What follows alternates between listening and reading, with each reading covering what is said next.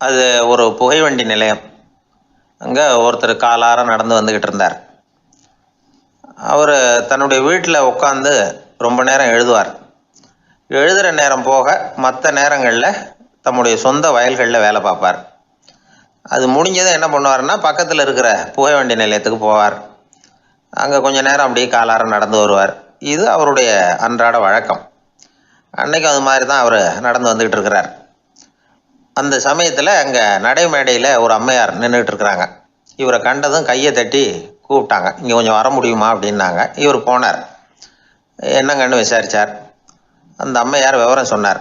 ஐயா, நானும் என்னுடைய வீட்டுக்காரரும் இங்கே வந்தோம். அதுவும் நிற்கிதே, அந்த ரயிலில் ஏறி ஊருக்கு போகணும். என்னுடைய வீட்டுக்காரர் அதுவும் அந்த உணவு விடுதிக்கு போயிருக்கார், இன்னும் வரல. அவர் வர்றதுக்குள்ளே ரயில் புறப்பட்டுரும் போல இருக்கு.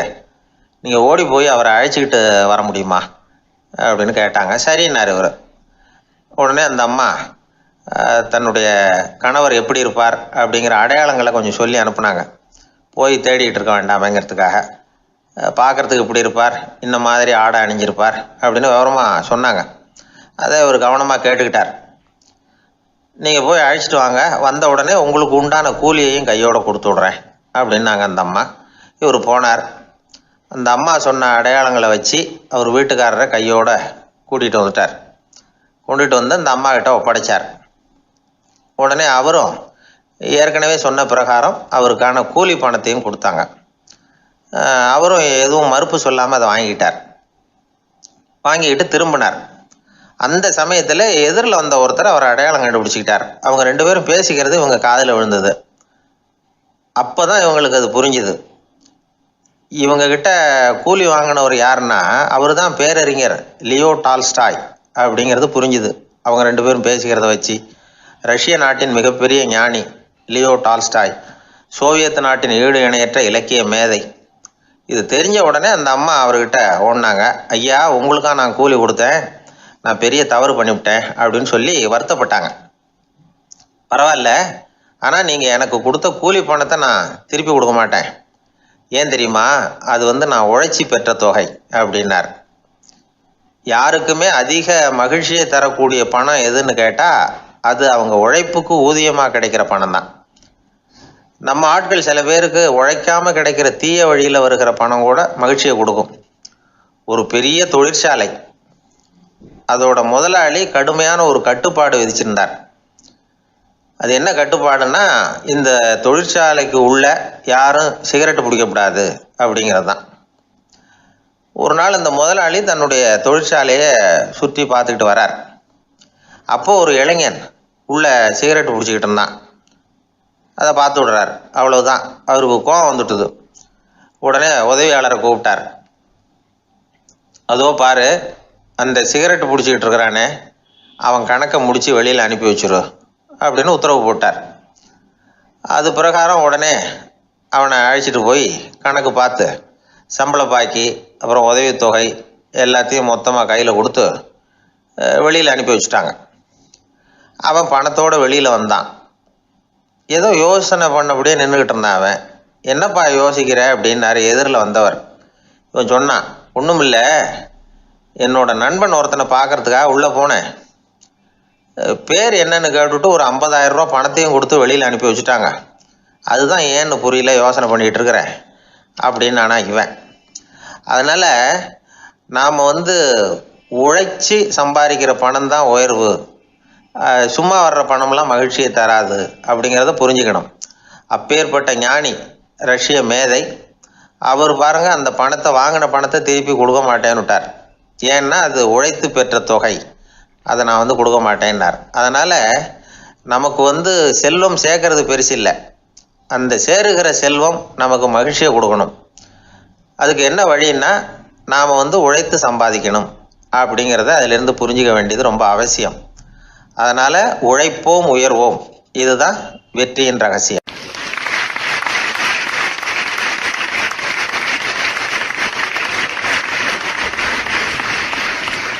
அந்த காலத்துல எல்லாம் படிக்கிறதுங்கிறது எப்படி தெரியுமா? குருகுல வாசம் செஞ்சு படிக்கணும். ஆசிரியருங்கிறவர் ஆசிரமத்தில் இருப்பார். அங்கே போய் அவருக்கு தொண்டுகள் செய்யணும், துணிகள்லாம் துவைச்சி போடணும், தூங்கும்போது காலை பிடிச்சி விடணும். புழுக்கமாக இருந்தால் விசிறி மட்டை எடுத்து விசிறணும். அப்படியே அப்பப்போ அவர் சொல்லிக் கொடுக்குற பாடத்தையும் கற்றுக்கணும். அவர் சொல்லிக் கொடுக்குற பாடங்களை ஓலைச்சுவடிகளில் எழுதிக்கணும். இதுதான் குருகுல வாசம்ங்கிறது. இப்போ மாதிரிலாம் கிடையாது. ஆக குருகுல வாசம்ங்கிறது மனசையும் பண்படுத்தும், அறிவையும் பண்படுத்தும். அப்படி ஒரு பயிற்சி அது. அந்த காலத்தில் பஞ்சபாண்டவர்கள் ஒரு குருகுலத்தில் படிக்க போனாங்களாம். ஏற்கனவே அங்கே ஒரு 15 பேர் இருந்திருக்கிறாங்க. இவங்களையும் சேர்த்து மொத்தம் 20 பேர். எல்லாரும் ரொம்ப ஆர்வத்தோடு அங்கே தங்கி படிச்சுக்கிட்டு இருக்கிறாங்க. 2 வருஷம் ஓடி போச்சு. எல்லாரும் ஊருக்கு திரும்ப வேண்டிய நேரம். ஆசிரியர் ஒவ்வொருத்தராக கூப்பிட்டார். இது வரைக்கும் என்ன கற்றுக்கிட்ட அப்படின்னு கேட்டார். அவங்க தாங்கள் எழுதி வச்சுருந்ததை சொன்னாங்க, கற்றுக்கிட்டதை சொன்னாங்க. அங்கே படிக்க வந்தவங்க எல்லாருமே புத்திசாலிகள். அது மட்டும் இல்லை, பல பேர் அரச குடும்பத்தை சேர்ந்தவங்க, இளவரசர்களாக வேற இருக்கிறவங்க. அதனால் அவங்கக்கிட்ட அபாரமான கல்வி அறிவை எதிர்பார்த்தார். ஒருத்தன் வந்தான், தான் எழுதி வச்சிருந்த சரித்திர பாடம் பூராவையும் படித்து காட்டினான். இன்னொருத்தன் வந்தான், தான் எழுதி வச்சிருந்த பூகோள பாடம் பூராவையும் படித்து காட்டினான். இப்படி ஒவ்வொருத்தராக வந்து அவங்க படித்தது என்னங்கிறத படித்து காட்டிவிட்டு போனாங்க. கடைசியாக தர்மர் வந்தார். பேசாமல் நிற்கிறார். தன் கையில் இருந்த ஓலைச்சுவடி கேட்டால் அவர் பிரிக்கவே இல்லை. ஆசிரியர் இவர்கிட்ட தான் அதிகமாக எதிர்பார்த்தார். ஆனால் இவரும் பேசாமல் நின்றுட்டு இருக்கிறார். நீ என்ன கற்றுக்கிட்ட சொல்லு, ஓலைச்சுவடியை பிரித்து படினார் அந்த முனிவர். தர்மர் அசையவே இல்லை. மெதுவாக சொன்னார், ஐயா, நான் கற்றுக்கிட்டது ஒன்றே ஒன்று தான். அதுதான் வாழ்க்கையில் எனக்கு ரொம்ப முக்கியமான பாடமாக அமையும் அப்படின்னார். என்னது, என்கிட்ட 2 வருஷ காலமாக படித்து விட்டு கடைசியில் கற்றுக்கிட்டது ஒன்றே ஒன்று தானா அப்படின்னார் முனிவர். அவருக்கு ஒன்றும் புரியல. மற்ற மாணவர்களை விட இவர் பண்புகளில் உயர்ந்தவர், அறிவில் சிறந்தவர், வயசில் முதிர்ந்தவர். இவரே இப்படி சொன்னால் மற்றவங்க நிலைமை என்னத்துக்கு ஆறுது? அவங்க ரொம்பவும் கெட்டு போயிடுவாங்களே அப்படின்னு அவர் யோசனை பண்ணார். தர்மா, நல்லா யோசனை பண்ணி பதில் சொல்லு. 2 வருஷமாக நீ வந்து கற்றுக்கிட்டது என்ன அப்படின்னு தானே நான் கேட்குறேன். அதை கொஞ்சம் யோசனை பண்ணி சொல்லுன்னார் முனிவர் கொஞ்சம் கோபமாக. தர்மர் முகத்தில் எந்த மாறுதலுமே இல்லை. இல்லையா, 2 வருஷமாக நான் கற்றுக்கிட்ட முக்கியமான பாடம் ஒன்றே ஒன்று தான்னார். இப்போ அந்த முனிவருக்கு கோபம் அதிகமாக வந்துடுச்சு. ஏன்பா, உனக்கு வெக்கமா இல்லையா? உன்னை விட வயசில் குறைஞ்சவங்க எவ்வளவு பாடம் கற்றுக்கிட்டு இருக்கிறாங்க, எவ்வளவு விரிவாக அவங்க படித்து காட்டினாங்க. நீயும் கூட நிறைய குறித்து வச்சிருக்கிற போல இருக்கு, அதை ஏன் பிரித்து படிக்கக்கூடாது அப்படின்னார். ஐயா, நான் சொல்கிறது உங்களுக்கு ஏமாற்றமாக இருந்தால் என்னை மன்னிக்கணும். நான் ரொம்ப முக்கியமாக கற்றுக்கிட்டு இருக்கிறது ஒன்றே ஒன்று தான், மற்ற எதையும் சொல்கிறதுக்கு விரும்பலைன்னார். மாணவர்கள்லாம் சிரிச்சுட்டாங்க. முனிவருக்கு கோபம் அளவுக்கு மீறி வந்துட்டு ஓங்கி அரைஞ்சி விட்டார் தர்மரை அவர் கன்னத்தில். தர்மர் கண்ணை செவந்து போட்டுது, கண்கள் கலங்கி போச்சு. ஆனாலும் அவர் அமைதியை இழக்கலை, தலை குனிஞ்சு நிற்கிறார். இவருடைய புடிவாதம் முனிவருக்கு இன்னும் ஆத்திரத்தை உண்டாக்கி விட்டது. இன்னொரு கண்ணத்திலே அரைஞ்சார். எல்லாரும் பயந்து போய் அமைதியாக நின்றுட்டு இருக்கிறாங்க. முனிவர் கத்துறார், அப்படி நீ கற்றுக்கிட்ட அந்த முக்கியமான பாடம் தான் என்ன, அதையாவது சொல்லு அப்படின்னார். ஐயா, அதை மட்டும் ஒரு ஓலைச்சுவடியில் தனியாக குறித்து வச்சிருக்கிறேன், இந்தாங்க, இதை நீங்களே படித்து பாருங்கன்னார். தர்மர் ஓலைச்சுவடியை நீட்டினார். முனிவர் அதை வாங்கி பிரித்தார், சத்தம் போட்டு படித்தார். என்ன எழுதியிருக்காருன்னா, எப்படிப்பட்ட சோதனை ஏற்பட்டாலும் நிதானம் இழந்து கோபத்துக்கு ஆளாகக்கூடாது அப்படின்னு. இதுதான் அந்த ஓலைச்சுவடியில் அவர் எழுதி வச்சிருந்தது. அந்த ஒரு கணத்திலேயே முனிவரும் எல்லா மாணவர்களும் தர்மரை புரிஞ்சுக்கிட்டாங்களாம். அவர் கற்றுக்கிட்டது ஏட்டு சுரக்காய் இல்லை, வாழ்க்கையில் பயன்படக்கூடிய முக்கியமான அனுபவ பாடம். முனிவர் கண்களில் கண்ணீர். தர்மரை அன்போடு கட்டி தழுவிக்கிட்டார். அப்புறம் சொன்னார், தர்மா, என்னை மன்னிச்சுரு, நீ மாணவன் இல்லை, ஆசிரியன். நான் இது வரைக்கும் தெரிஞ்சிக்காத அனுபவ பாடத்தை நீ இப்போ எனக்கு கற்றுக் கொடுத்துட்ட அப்படின்னு சொன்னாராம். அதனால் நிதானம் தவறக்கூடாதுங்கிறது ரொம்ப முக்கியமான ஒரு செய்தி. ஒரு ஆசிரியர் மாணவனை ஒரு கன்னத்தில் ஓங்கி அரைஞ்சுட்டார். இவன் நிதானம் தவறல, அமைதியாக நின்றுக்கிட்டு இருந்தான். அவர் ஒரு தடவை அரைஞ்சதும் எப்படி உன்னால் நிதானம் தவறாமல் இருக்க முடிஞ்சுது அப்படின்னு கேட்டாங்க நண்பர்கள். அவன் சொன்னான், நான் நிதானம் தவறி இருந்தா எங்கள் வாத்தியார் இன்னொரு கன்னத்துலேயும் அரைஞ்சிருப்பார், அது அதை விட பலமாக இருக்கும், அதனால தான் நான் அப்படி இருந்தேன் அப்படின்னு நானா. ஆக நாம் தெரிந்து கொள்ள வேண்டியது, வாழ்க்கையில் நிதானம் தவறாமல் இருக்க வேண்டும். அதுதான் வெற்றியின் ரகசியம்.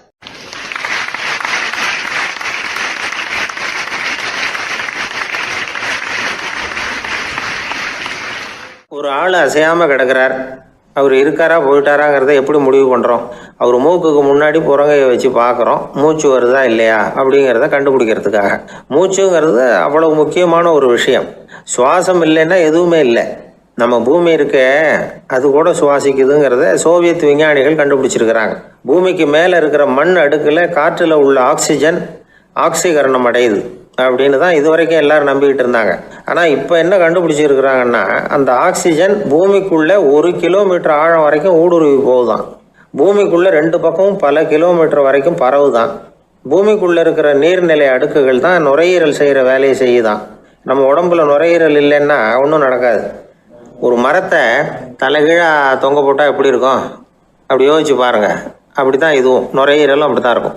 வலது பக்கம் ஒன்று, இடது பக்கம் ஒன்று. வலது பக்கம் நுரையீரல் கொஞ்சம் பெருசாக இருக்கும். நுட்பமான நரம்பு குழாய்கள் அதில் இருக்கும்.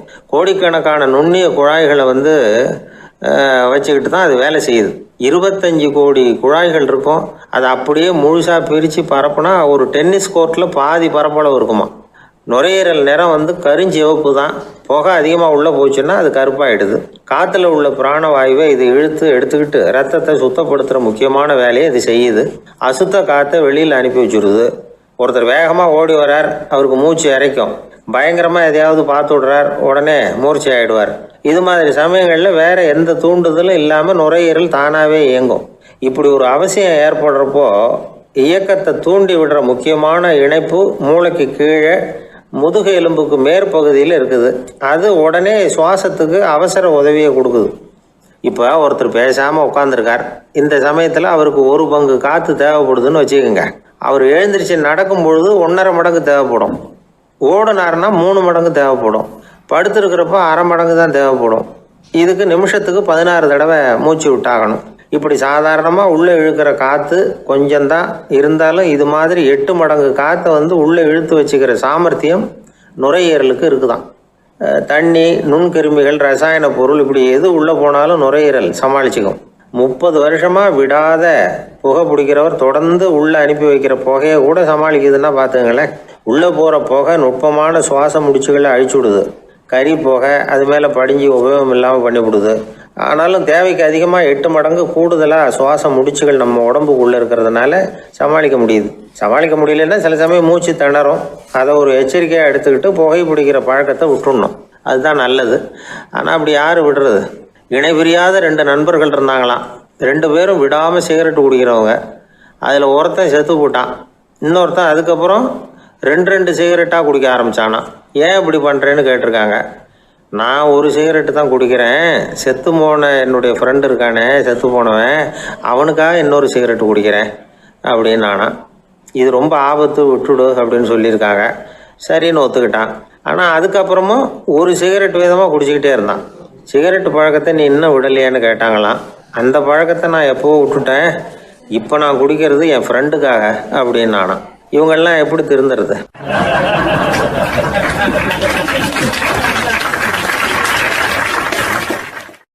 அந்த ஆளை கண்டா ஏன் இப்படி முகத்தை திருப்பிக்கிட்டு வர்றீங்க அப்படின்னு கேட்டார் ஒருத்தர் நண்பர்கிட்ட. எலெக்ஷனில் அவன் எதிர்த்து நின்னவன் சார், என்ன அவங்ககிட்ட நமக்கு என்ன பேச்சுவார்த்தை அப்படின்னாரான் ரொம்ப கோபமாக இவர். சரி, அந்த ஆள் யாருன்னு கேட்டேன். என் கூட பிறந்த தம்பி தான் சார் அப்படின்னார் அந்த கோபம் குறையாமல். அதாவது நம்ம ஊர் நிலவரம் இப்படி. அதாவது அண்ணனும் தம்பியும் எதிர்த்து நிற்பாங்க தேர்தலில். ஒருத்தர் கண்டா பேசிக்கிறது இல்லை. ஆனால் இங்கிலாந்தில் எப்படி தெரியுமா? அங்கே ஒரே மேடையில் போட்டி போடுற 2 வேட்பாளர்களும் பேசுவாங்களாம், பட்டிமன்றம் மாதிரி. ஒருத்தர் முதல்ல எழுந்திருப்பார், நான் இந்த தேர்தலில் வெற்றி பெற்றால் என்னென்ன செய்வேன் அப்படின்னு சொல்லிவிட்டு உட்காருவார். அதுக்கப்புறம் அடுத்தவர் எழுந்திருப்பார், அவர் சொல்லுவார், நான் வெற்றி பெற்றால் இந்த மக்களுக்கு என்னென்ன செய்வேன், இந்த நாட்டுக்கு என்னென்ன செய்வேன் அப்படிங்கிறத சொல்லிவிட்டு உட்காருவார். 2 பேரும் ஒரே மேடையில் பேசுவாங்க. மக்கள் 2 பேர் பேச்சையும் கேட்டுக்கிட்டு ஒரு முடிவுக்கு வருவாங்க. இதுதான் அங்கே உள்ள பழக்கம். இங்கே அப்படி இல்லை. இங்கே ஒருத்தர் பார்த்தா முகத்தை திருப்பிக்கிறது. ஒரு தடவை இது மாதிரி ஒரு கூட்டம் நடந்துகிட்டு இருக்கு அங்கே வெளிநாட்டில் தான். நேரத்துக்கு சரியாக ஒரு வேட்பாளர் சேரலை. இது இங்கிலாந்தில் நடந்த நிகழ்ச்சி. அப்புறம் என்னாச்சுன்னா, ஒருத்தர் வந்துட்டார், இன்னொருத்தர் சேரலை. அப்புறம் உடனே அந்த ஒருத்தர் வந்தவர் பேச ஆரம்பிச்சிட்டார். அதாவது அந்த இன்னொருத்தர் சார்பாகவே பேசிட்டாராம். அதாவது அவர் வரல, நான் அவர் சார்பாக நான் பேசிடுறேன். அதாவது அவர் ஜெயிச்சுட்டா அவர் என்னென்ன செய்வார் இந்த நாட்டுக்கு அப்படின்னு சொல்லி அவர் பக்கத்தில் உள்ள நியாயத்தை எடுத்து இவரே சொல்லிட்டாராம். இப்படிலாம் அங்கே நடந்துதான். இது எப்பேற்பட்ட தேர்தல் பண்பாடு பாருங்க. அதனால் இன்னொரு விஷயம், இப்போ இங்கிலாந்துலாம் ஓட்டு கேட்குறப்ப வெற்றியா தோல்வியாங்கிறத ஓரளவுக்கு யூகிச்சு விடலாமா. இப்போ ஒரு வேட்பாளர் ஒரு வீட்டுக்கு முன்னாடி போய் நின்று எனக்கு ஓட்டு போடுங்கன்னு கேட்குறாருன்னு வச்சுங்களேன், அதுக்கு என்ன பார்த்து செய்கிறோம், போயிட்டு வாங்க அப்படின்னு சில வீடுகளில் வாசலில் நின்னே சொல்லி அனுப்பிச்சிருவாங்களாம். வேறு சில வீடுகளில் எப்படின்னா வேட்பாளரை வீட்டுக்குள்ளே கூப்பிட்டு காபி சாப்பிட சொல்லி உபசரித்து அதுக்கப்புறம் அனுப்பி வைக்கிறது வழக்கமாக. இதில் எந்த வீட்டு ஓட்டு நிச்சயம் தெரியுமா? வாசலில் நின்னே வழி அனுப்பி வச்சுட்றாங்க பாருங்கள், அவங்க ஓட்டு நிச்சயம். உள்ளே கூப்பிட்டு காப்பி கொடுத்து அனுப்புகிறாங்க பாருங்கள், அவங்க ஓட்டு நிச்சயம் இல்லையா. சரி, அப்புறம் ஏன் அந்த உபசரிப்பு அப்படின்னு கேட்டால் அதுக்கு ஒரு காரணத்தை சொல்கிறாங்க. அதாவது அது ஒரு அனுதாபத்தை தெரிவிக்கிற முறையா. ஐயோ பாவம், நாம் இவருக்கு ஓட்டு தான் போட போகிறதில்ல, இதையாவது செய்வோம், காப்பியாவது சாப்பிட்டு போகட்டும் அப்படிங்கிற எண்ணமா. இப்படி அந்த ஊர் பழக்கம். ஆக அந்த ஊரில் நிறைய காப்பி சாப்பிட்ணும்னு ஒருத்தர் ஆசைப்பட்டால் தேர்தலில் தோற்று போகிறதுக்கு தயாராக இருக்கணும். ஒரு சமயம் ஒரு ஊரில் தேர்தல் நடந்துதான். ஒரு தொகுதியில் நின்று தோற்று போன ஒருத்தர் கையில் ஒரு துப்பாக்கியோட ஊருக்குள்ளே சுற்றிக்கிட்டு இருந்தாராம். ஒரு போலீஸ்காரர் அவரை பார்த்துட்டு சந்தேகப்பட்டிருக்கார். அதனால் அவரை தடுத்து நிறுத்தி என்ன இது துப்பாக்கியோட சுற்றுறீங்களேன்னு விசாரிச்சிருக்கார். இதுக்கு அவர் சொன்னாராம், சார் இந்த தொகுதியில் மொத்தம் 1,00,000 வாக்காளர்கள், அதில் எனக்கு 10,000 பேர் மட்டும்தான் எனக்கு ஓட்டு போட்டிருக்கிறாங்க. அப்படின்னா எனக்கு வேண்டாதவங்க இந்த தொகுதியில் 90,000 பேர் இருக்கிறாங்கன்னு அர்த்தம். இப்படி ஒரு சூழ்நிலையில் நான் என்னுடைய பாதுகாப்புக்கு ஆயுதம் இல்லாமல் நடமாடலாமா அப்படின்னு கேட்டாராம். எவ்வளவு எச்சரிக்கை பாருங்க. நம்ம ஊரில் சில பேர் ஓட்டு கேட்குற விதமே தனி. ஒருத்தர் ரொம்ப சாமர்த்தியமாக ஓட்டு கேட்பாராம். அவர் எப்படின்னா, ஒரு வீட்டுக்கு போகிறாருன்னு வச்சுங்களேன், அந்த நேரம் அந்த வீட்டுக்காரரு என்ன செஞ்சுக்கிட்டு இருக்கிறாரோ அதே வேலையை இவரும் கொஞ்ச நேரம் செய்வாராம், அவருக்கு ஒத்தாசையா. அதுக்கப்புறம் மெதுவாக பேச்சு கொடுப்பார், ஓட்டு கேட்பார், இது மாதிரி எலெக்ஷனில் நிற்கிறேன் கவனிக்கணும்னு. அது மாதிரி ஒரு தடவை அவர் போனப்போ அங்கே அவர் என்ன பண்ணிகிட்டு இருக்காரு, வீட்டுக்கு பின்னாடி மாட்டு கொட்டையில் பால் கறந்துக்கிட்டு இருக்கார் ஒரு பசுமாட்டுக்கிட்ட. அந்த வீட்டில் இவர் ஓட்டு கேட்க போனவர் இவர் ஓடி போய் இன்னொரு சொம்பை எடுத்துக்கிட்டு அதே மாட்டுக்கு இன்னொரு பக்கம் போய் உட்காந்துக்கிட்டு இவரும் பால் கறக்க ஆரம்பிச்சிட்டார். எதிர உட்காந்துட்டு இருக்காரு இவர் இந்த பக்கம் உட்காந்துருக்கார். கீழே கொஞ்சம் குனிஞ்சு பார்த்தா ஒருத்தர் முகத்தை ஒருத்தர் பார்க்கலாம். கொஞ்ச நேரம் ஆனதுக்கப்புறம் இவர் மெதுவாக அவர்கிட்ட பேச்சு கொடுத்தாராம். இது மாதிரி நான் எலெக்ஷனில் நிற்கிறேன், நீங்கள் ஓட்டு போடணும், அதுக்காக தான் வந்தேன்னாராம். அது முடியாதுங்களேன்னாராம் அவர். ஏன்னு கேட்டிருக்கார். நான் இந்த வீட்டுக்காரன் இல்லை, நானும் உன்ன மாதிரி ஓட்டு கேட்க வந்தவன் தான் அப்படின்னாராம் அவர்.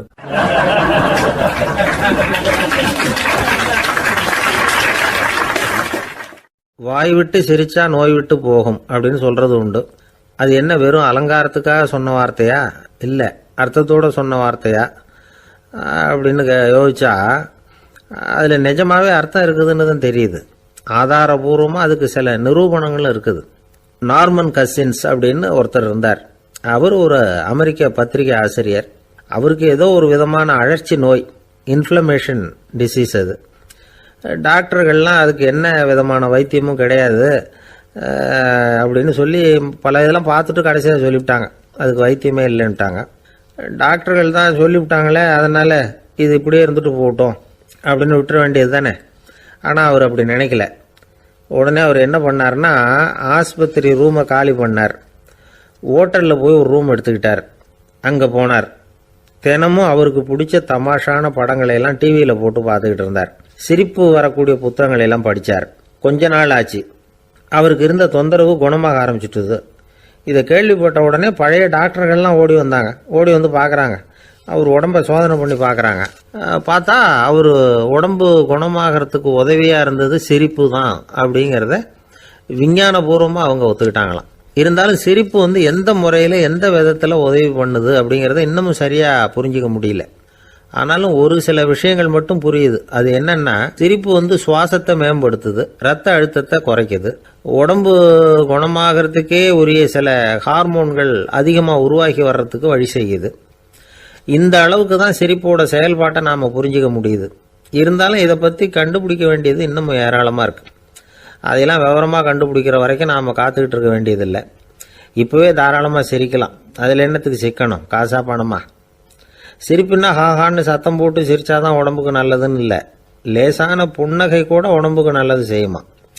லேசாக புன்னகை பூத்தா அந்த சமயத்தில் நாம் எப்படி ஆகுது, நம்ம உடம்பு பூரா அமைதி அடையுதான். இதையும் ஆதாரபூர்வமாக கண்டுபிடிச்சி தான் சொல்கிறாங்க. எப்போவாவது மனசு சங்கடமாக இருக்கிறப்போ கொஞ்சம் முயற்சி பண்ணி முகத்தில் புன்னகையை கொண்டுகிட்டு வந்து பாருங்கள். அதோட சுகம் உங்களுக்கு அனுபவித்து பார்த்தா தான் தெரியும். கண்ணும் உதடும் மலரும் பொழுது இருக்கிற ஆனந்தமே ஆனந்தம் அப்படிங்கிறாங்க அனுபவித்து பார்த்தவங்க.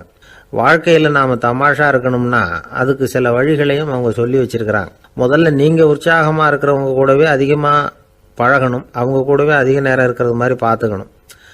அழுது வடிகிறவங்ககிட்டயே இருக்கக்கூடாது, அவங்கள அவாய்டு பண்ணுங்க, அவங்கள விட்டு விலகி வந்துடுங்க.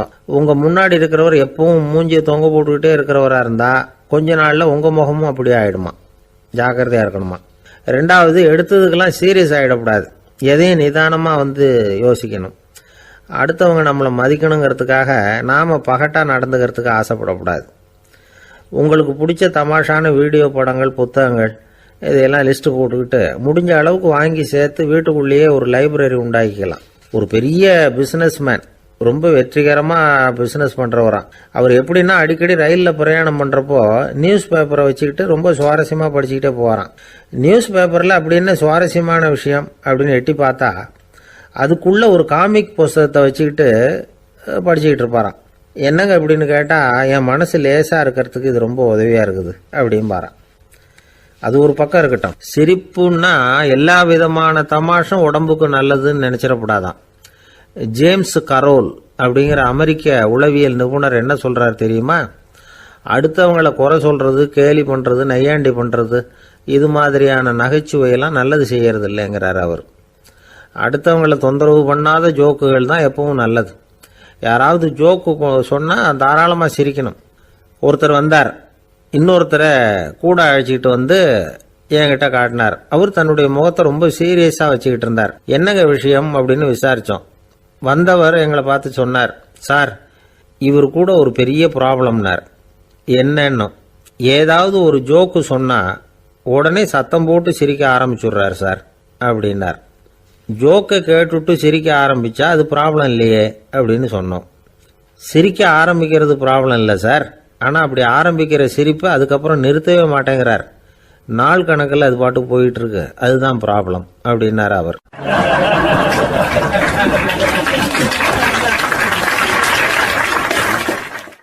ஒரே ஒரு ஊரில் ஒரு ராஜா இருந்தாராம். அவர் நிறைய சம்பாதிக்கணும்னு திட்டம் போட்டார். தனக்காக சம்பாதிக்கணும்னு நினைக்கல, தன்னுடைய நாட்டுக்காக சம்பாதிக்கணும் அப்படின்னு நினைச்சார். அரசாங்க கருவூலத்தில் கையிருப்பு குறைச்சலாக இருந்தது. மக்கள்கிட்ட வரி விதிச்சாகணும், வேற வழி இல்லை. ஆனாலும் அந்த ராஜா மக்கள் கஷ்டப்படக்கூடாது அப்படின்னு நினைக்கிறவர். மக்கள் வரியையும் கட்டணும், அதே நேரத்தில் அவங்க சிரமப்படவும் கூடாது. இதுக்கு தகுந்த மாதிரி ஒரு திட்டம் போட்டார். அது பிரகாரம் என்ன பண்ணார்னா, அந்த நாட்டில் ஒரு 3 பெரிய குளங்களை தோண்டினார். அது நிறைய தண்ணீரை நிரப்புனார். அதுக்கப்புறம் எங்கேயோ தேடி பிடிச்சி 3 விதமான மீன்களை கொண்டுகிட்டு வந்தார்.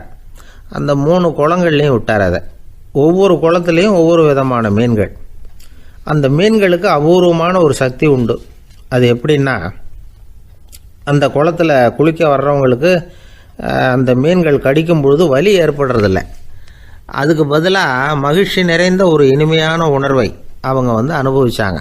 அது எப்படின்னா, இந்த முதல் குளத்தில் இருந்த மீன்களால் கடிக்கப்படும் பொழுது ஒரு விதமான இன்ப மயக்கத்தில் திளைச்சிருக்கிறது மாதிரி உணர்வு. இந்த 2வது குளம் இருக்க, அதில் இருக்கிற மீன் கடிச்சதுன்னு வைங்க, மக்களுக்கு எப்படி இருக்கும்னா, கால்களே தரையில் படாமல் அப்படியே ஆகாயத்தில் மிதக்கிறது மாதிரி ஒரு உணர்வு, அதை அனுபவிக்கிறாங்க. 3வது குளத்தில் இருக்கிற மீன் கடிச்சதுன்னா அவங்கெல்லாம் அப்படியே கோடீஸ்வரராக மாறிட்டதாக ஒரு உணர்வு, அதை அவங்களால அனுபவிக்க முடியுது. இப்படி ஒரு அபூர்வமான மீன் அது, அந்த 3 வகை. இப்படி இருந்தால் மக்கள் அந்த குளங்களில் குளிக்கிறதுக்கு ஆசைப்படாமல் இருப்பாங்களா? அதனால் கூட்டம் கூட்டமாக அலமோத ஆரம்பிச்சிட்டாங்க. ஒவ்வொரு குளத்தின் கரையிலேயும் கியூ வரிசையில் நிற்க ஆரம்பிச்சிட்டாங்க. அந்த நாட்டு மன்னர் என்ன பண்ணார்னா, ஒவ்வொரு குளத்தங்கரையிலையும் ஒரு ராஜாங்க அதிகாரியை உட்கார வச்சார். டிக்கெட்டை அடித்து கொடுத்தார். குளிக்க வர்றவங்க கிட்ட ஒரு குறிப்பிட்ட தொகையை கட்டணமாக வசூலிக்க ஆரம்பித்தார். அவ்வளவுதான், அரசாங்க கருவூலம் நிரம்ப ஆரம்பிச்சுட்டுது. ராஜாங்கத்துக்கு தேவையான பணம் கிடைச்சிட்டுது. இது ஒரு கதை. இதை பற்றி என்ன நினைக்கிறீங்க? அதாவது மக்களுக்கு சுமை தெரியாமலே வரி வசூல் பண்ணுறது நல்லது தானே அப்படின்னு நினைப்பீங்க.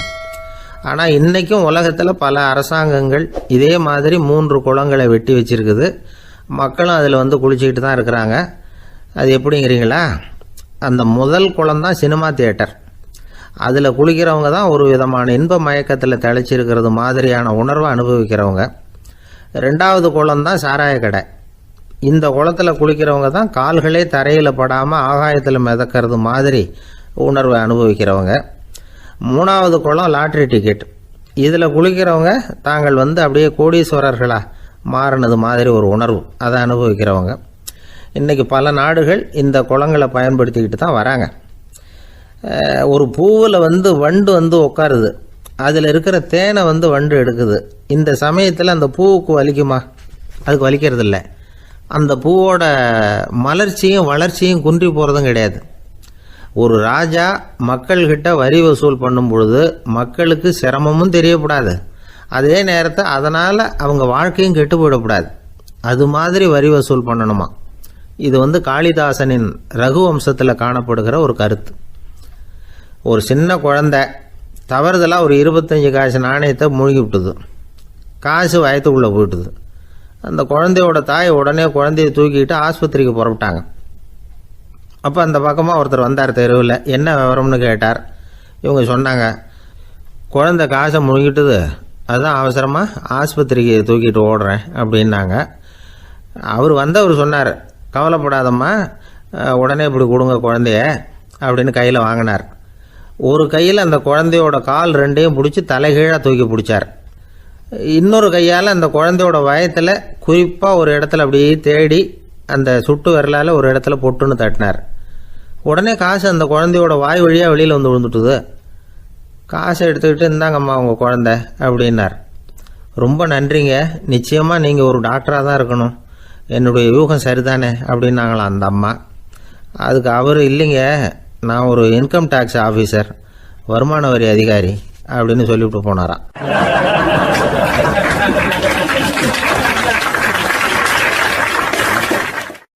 ஒரு ஊரில் ஒரு மன்னர் இருந்தார். அவர் பக்கத்து தேசத்து மேலே படையெடுக்கணும்னு நினச்சிக்கிட்டு இருந்தார். அதையும் தன்னுடைய நாட்டோட சேர்த்துக்கணுங்கிற ஆசை. எப்போ படையெடுக்கலாம்னு யோசிச்சுக்கிட்டு இருந்தார். இப்படி யோசிச்சுக்கிட்டு இருந்த சமயத்தில் ஒரு பெரியவர் அவரை தேடிட்டு வந்தார். அவர் அடிக்கடி வருவார், அவர்கிட்ட பேசிக்கிட்டு இருப்பார். இப்போவும் அப்படி தான் வந்தார். என்ன மன்னா யோசனைன்னாரு. இவர் தன்னுடைய யோசனையை சொன்னார். இந்த சமயத்தில் மன்னருக்கு தாகம் எடுத்தது, தண்ணி குடிக்கணும் போல இருந்தது. உடனே அங்கே இருந்த ஒரு அரண்மனை பணியாளரை கூப்பிட்டார். போய் கொஞ்சம் தண்ணி கொண்டு வாப்பா அப்படின்னார். அந்த பணியாளர் போனார், ஒரு கோலையில் தண்ணி கொண்டு வந்தார். ராஜா கிட்ட நீட்டினார். ராஜா அதை வாங்கி குடிக்கிறதுக்காக வாய்கிட்ட கொண்டுட்டு போனார். அந்த நேரம் பார்த்து, மன்னா கொஞ்சம் பொறுங்கன்னார் இந்த பெரியவர். ஆவலோட குடிக்க போன மன்னர் அப்படியே நிறுத்திக்கிட்டு பெரியவரை பார்த்தார். இப்போ அந்த பெரியவர் சொன்னார், மன்னா, இப்போ உங்களை விட வலிமையுள்ள ஒரு சக்தி உங்களுக்கு தண்ணி கொடுக்க மறுத்துடுதுன்னு வைங்க, உங்களை குடிக்க விடாமல் தடுத்துடுது அப்படின்னா, இப்போ இந்த ஒரு கோவள தண்ணீரை என்ன விலை கொடுத்து வாங்குவீங்க அப்படின்னு கேட்டார். இப்போ எனக்கு இருக்கிற தாகத்துக்கு என்னுடைய அரசாங்கத்தில் பாதியையாவது கொடுத்து இந்த தண்ணியை வாங்கிறதுக்கு தயங்க மாட்டேன்னார் அவர். சரி, இப்போ அந்த தண்ணியை குடிங்கன்னார் பெரியவர். மன்னர் ஆவலோடு அந்த தண்ணியை குடித்து முடித்தார். அதுக்கப்புறம் கொஞ்ச நேரம் தன்னுடைய படையெடுப்பை பற்றி சொல்லிகிட்டு இருந்தார். கொஞ்ச நேரம் கழித்து மறுபடியும் இந்த பெரியவர் கேட்டார், மன்னா, இப்போ நீங்கள் ஒரு கோவள தண்ணீரை குடித்து முடிச்சுட்டீங்க. இப்போ அந்த தண்ணீர் உங்கள் உடம்பை விட்டு வெளியில் வரக்கூடிய பாதை அடப்பட்டு போச்சு அப்படின்னு வச்சுங்க, அதை வெளியேற்றுவதற்காக நீங்கள் எவ்வளவு செலவழிப்பீங்க அப்படின்னு கேட்டார். மன்னர் யோசனை பண்ணார். அப்படி ஒரு நிலைமை ஏற்பட்டு போச்சுன்னா என்னுடைய அரசாங்கம் பூராவையும் அதுக்கு ஈடாக தர்றதுக்கு கூட தயங்க மாட்டேன்னார். இப்போ அந்த பெரியவர் சொன்னார், எந்த அரசாங்கத்தின் மதிப்பு ஒரு கோவள தண்ணீர் அளவுக்கு கூட இல்லையோ அந்த அரசாங்கத்தை அடையணுங்கிற பேராசையில் மனிதர்கள் தங்களுடைய சகோதரர்கள் கூடவே சண்டை போட்டுக்கிறாங்களே, அதில் ஏதாவது அர்த்தம் இருக்குதா அப்படின்னாராம். மன்னருக்கு இப்போதான் அர்த்தம் புரிஞ்சுதான். மனசில் தெளிவு உண்டாச்சு. தன் மனசுக்குள்ளே உண்டான வெறியை விரட்டி அடிச்சு விட்டார். அதுக்கப்புறம் நிம்மதியாக ஆட்சி புரிஞ்சார். இப்படி ஒரு கதை. உயிருக்கு என்ன விலை கொஞ்சம் யோசனை பண்ணி பாருங்கள். ஆனால் அது இப்போ எவ்வளோ மலிவாக போயிட்டுது, அதையும் யோசனை பண்ணி பாருங்களேன். ஆசை பேராசையாக மாறுது, அப்புறம் அது வெறியாக ஆகுது, அதுக்கப்புறம் பைத்தியம் பிடிக்குது. இந்த காலத்து மனிதர்களுக்கு 2 விதமான பைத்தியம் பிடிச்சிருக்கிறதாக ஒரு பெரியவர் சொல்கிறார். ஒன்று பணம், இன்னொன்று அதிகாரம். இதெல்லாம் எவ்வளவு காலத்துக்கு நீடிக்கும்? ஒரு சர்வாதிகார நாட்டில் 3 பேர் ஜெயிலில் இருட்டு அறையில் பேசிக்கிட்டு இருக்கிறாங்க. நீ எப்படி இந்த ஜெயிலுக்கு வந்த அப்படின்னு ஒருத்தர் கேட்டாராம். இந்த நாட்டு ராஜாவை ஆதரித்து நான் பிரச்சாரம் பண்ணினேன், அதனால் கூட்டத்தில் தகராறு வந்துட்டுது, கலவரமாக போச்சு, அதுக்கு நான் தான் காரணம்னு அரெஸ்ட் பண்ணி இங்கே கொண்டாந்து போட்டாங்க அப்படின்னாராம் அவர். சரி, நீ எப்படி இங்கே வந்த அப்படின்னு இன்னொருத்தரை பார்த்து கேட்டிருக்கார். நான் இந்த நாட்டு ராஜாவை எதிர்த்து பிரச்சாரம் பண்ணேன், அதனால் கலவரம், அரெஸ்ட் பண்ணி கொண்டாந்து போட்டாங்கன்னார். சரிப்பா, நீ எப்படி அங்கே வந்த அப்படின்னு மூணாவது ஆளை பார்த்து இவங்க கேட்டாங்களாம். இதுக்கு அந்த ஆள் மெதுவாக வெளிச்சத்துக்கு வந்து, நான் தான் இந்த நாட்டு ராஜா அப்படின்னாராம்.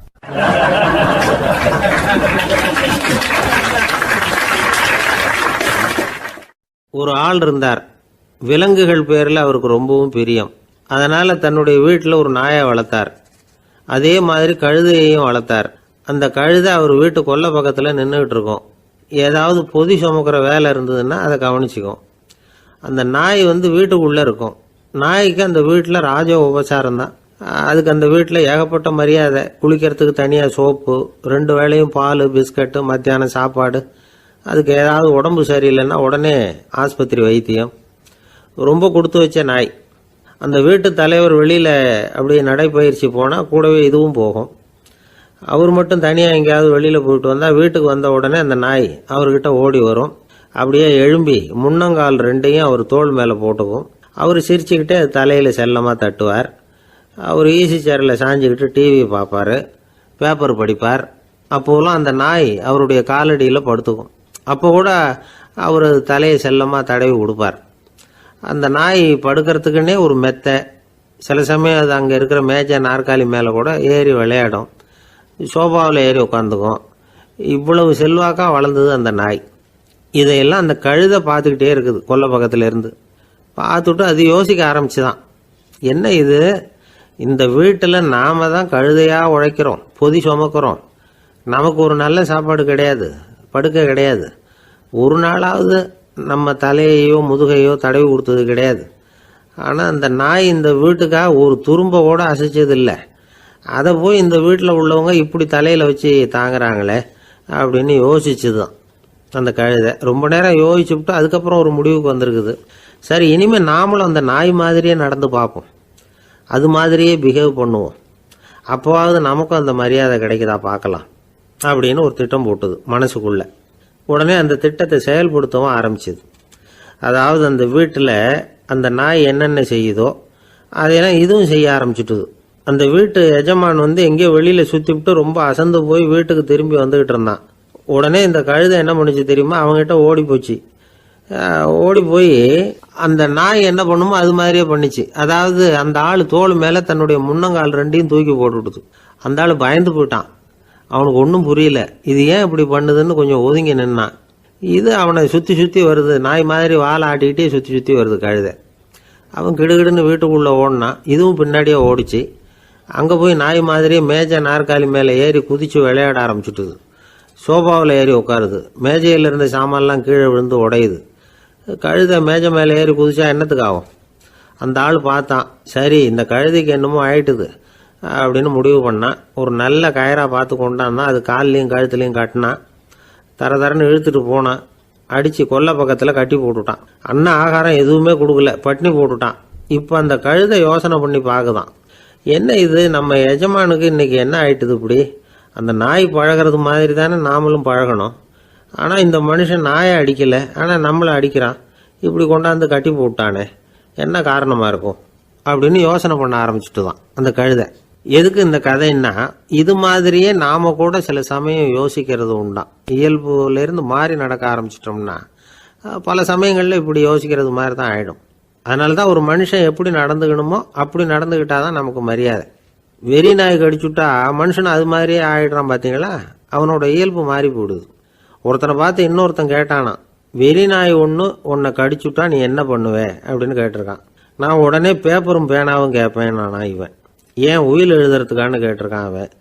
இல்லை, நான் யாரையெல்லாம் கடிக்கணும்னு ஒரு லிஸ்ட்டு தயார் பண்ணணும்ல, அதுக்காக அப்படின்னு நானும்.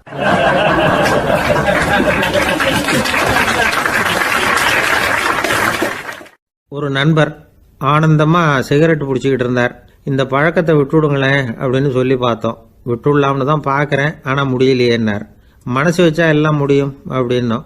அவர் கொஞ்ச நேரம் யோசனை பண்ணார். அப்புறம் சொன்னார், சரி சார், இதுதான் நான் பிடிக்கிற கடைசி சிகரெட் அப்படின்னு சொல்லி ரொம்ப அழுத்தமாக புகையை உள்ளுக்கு இழுத்தார். அதுக்கப்புறம் அந்த துண்டு சிகரெட்டை வீசி எறிஞ்சுட்டார். ஒருத்தர் இது மாதிரி தீர்மானம் பண்ணி தன்னுடைய கடைசி சிகரெட்டை தூக்கி எறிஞ்சுட்டார்னா அது ஒரு பெரிய விஷயம்தான்.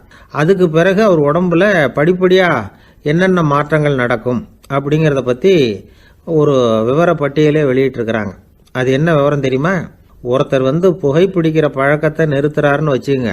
அப்படி அவர் நிறுத்தின 20 நிமிடங்களுக்குள்ள உயர் ரத்த அழுத்தம், உடல் வெப்பம், நாடி துடிப்பு இதெல்லாம் சரியான நிலைமைக்கு வந்துடுதான். 8 மணி நேரத்துக்குள்ள இந்த ஸ்மோக்கர்ஸ் பிரீத் அப்படிங்கிற தன்மை மறைஞ்சிருதான். ரத்தத்தில் உள்ள கார்பன் மோனாக்சைடு அளவு குறையுதான், ஆக்சிஜன் அளவு கூடுதான், சரியான அளவுக்கு வந்துடுதான். ஒருத்தர் கடைசி சிகரெட்டை தூக்கி எறிஞ்சுட்டார்னா 24 மணி நேரத்துக்குள்ள மாரடைப்பு ஏற்படுறதுக்கான வாய்ப்பு குறைஞ்சுடுதான்.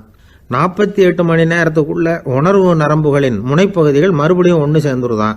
அதனால நாக்கு சுவை உணர்வு, மூக்கின் முகரும் சக்தி இதெல்லாம் மேம்படுதான், நல்ல நிலைமைக்கு வந்துடுதான். சிகரெட்டை நிறுத்தின 3 நாளுக்குள்ள மூச்சு விடுறது சுலபமாயிடுதான். இப்படி அவங்க பட்டியல் நிறைய சொல்றாங்க. 2 அல்லது 3 மாசத்துக்குள்ள என்ன ஆகும் தெரியுமா? ரத்த ஓட்டம் மேம்படுது, நடக்கிறது சுலபமாயிடுது. நுரையீரல் கொள்ளளவு 30% அதிகரிக்குது. 1லிருந்து 9 மாசத்துக்குள்ள சுவாச குறைபாடுகள் நீங்குது. நுரையீரலில் இருக்கக்கூடிய இந்த அசுத்தம் வடிகட்டும் திசுக்கள் சரியா வேலை செய்ய ஆரம்பிச்சிருது. 1 வருஷத்துக்குள்ள இந்த இதய அழுத்த நோய்க்கான வாய்ப்பு பாதியாக குறைஞ்சிருது. இந்த சிகரெட்டை நிறுத்தின 5 வருஷத்துக்குள்ள ஒரு நாளைக்கு 1 பாக்கெட் சிகரெட் பிடிக்கிறவர்களில் நுரையீரல் புற்றுநோயினால சாகிறவர்கள் எண்ணிக்கை பாதியாக குறைஞ்சிருது. புற்றுநோய் செல்கள் சீரமைக்கப்படுது.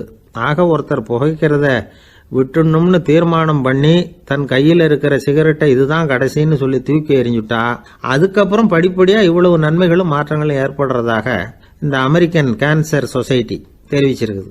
அதனால புகைப்பழக்கம் உள்ளவங்க இதையெல்லாம் கொஞ்சம் யோசிச்சு பார்த்து அந்த பழக்கத்தை விட்டு விடுறது ரொம்ப நல்லது. ஆனால் அதையெல்லாம் நாம் சொன்னால் யார் கேட்குறாங்க? என்னுடைய நண்பர் ஒருத்தர் புகைப்பழக்கம் உள்ளவர், அவர் என்கிட்ட சொன்னார், சார், சிகரெட் பிடிக்கிற பழக்கத்தை விட்டு விடுறது என்னை பொறுத்த வரைக்கும் ஒன்றும் பெரிய கஷ்டமான செயல் இல்லை, அது ரொம்ப சுலபம் அப்படின்னார். எப்படி சொல்றீங்கன்னு கேட்டேன். நான் ஏற்கனவே 20 தடவை அந்த பழக்கத்தை விட்டுருக்கேன் சார் அப்படின்னார் ரொம்ப பெருமையா.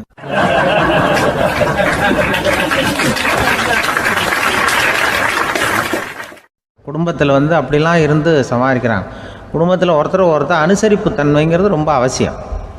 கணவன் மனைவின்னா அனுசரித்து போகணும்னு சொல்லுவாங்க. அதாவது ஒரு கணவன் அதுக்காக தான் அந்த காலத்துலலாம் ஒரு வீட்டுக்கு மாப்பிள்ளை தேடுறதுங்கிறது ஒரு பெரிய குடும்பத்தை நிர்வகிக்கிற அளவுக்கு ஒரு கணவனாக வரக்கூடிய எப்படி இருக்கணும் அப்படின்னா, அந்த காலத்தில் புலி வேட்டைக்கு போகணும். ஒரு பொண்ணுக்கு மாப்பிள்ளை தேடுறதுன்னா நம்ம தமிழ் பழக்கம் என்னென்னா, காட்டுக்கு போய் ஒரு புலியை வேட்டையாடிட்டு வரணும். அந்த புலி பல்லு அல்லது நகத்தை கொண்டுட்டு வரணும் அந்த இளைஞன். அதை வீட்டில் கொடுப்பான். அதை தான் கட்டி அதை இதாக கட்டுவாங்க, மாலையாக போடுவாங்க, தாலியாக கட்டுவாங்க.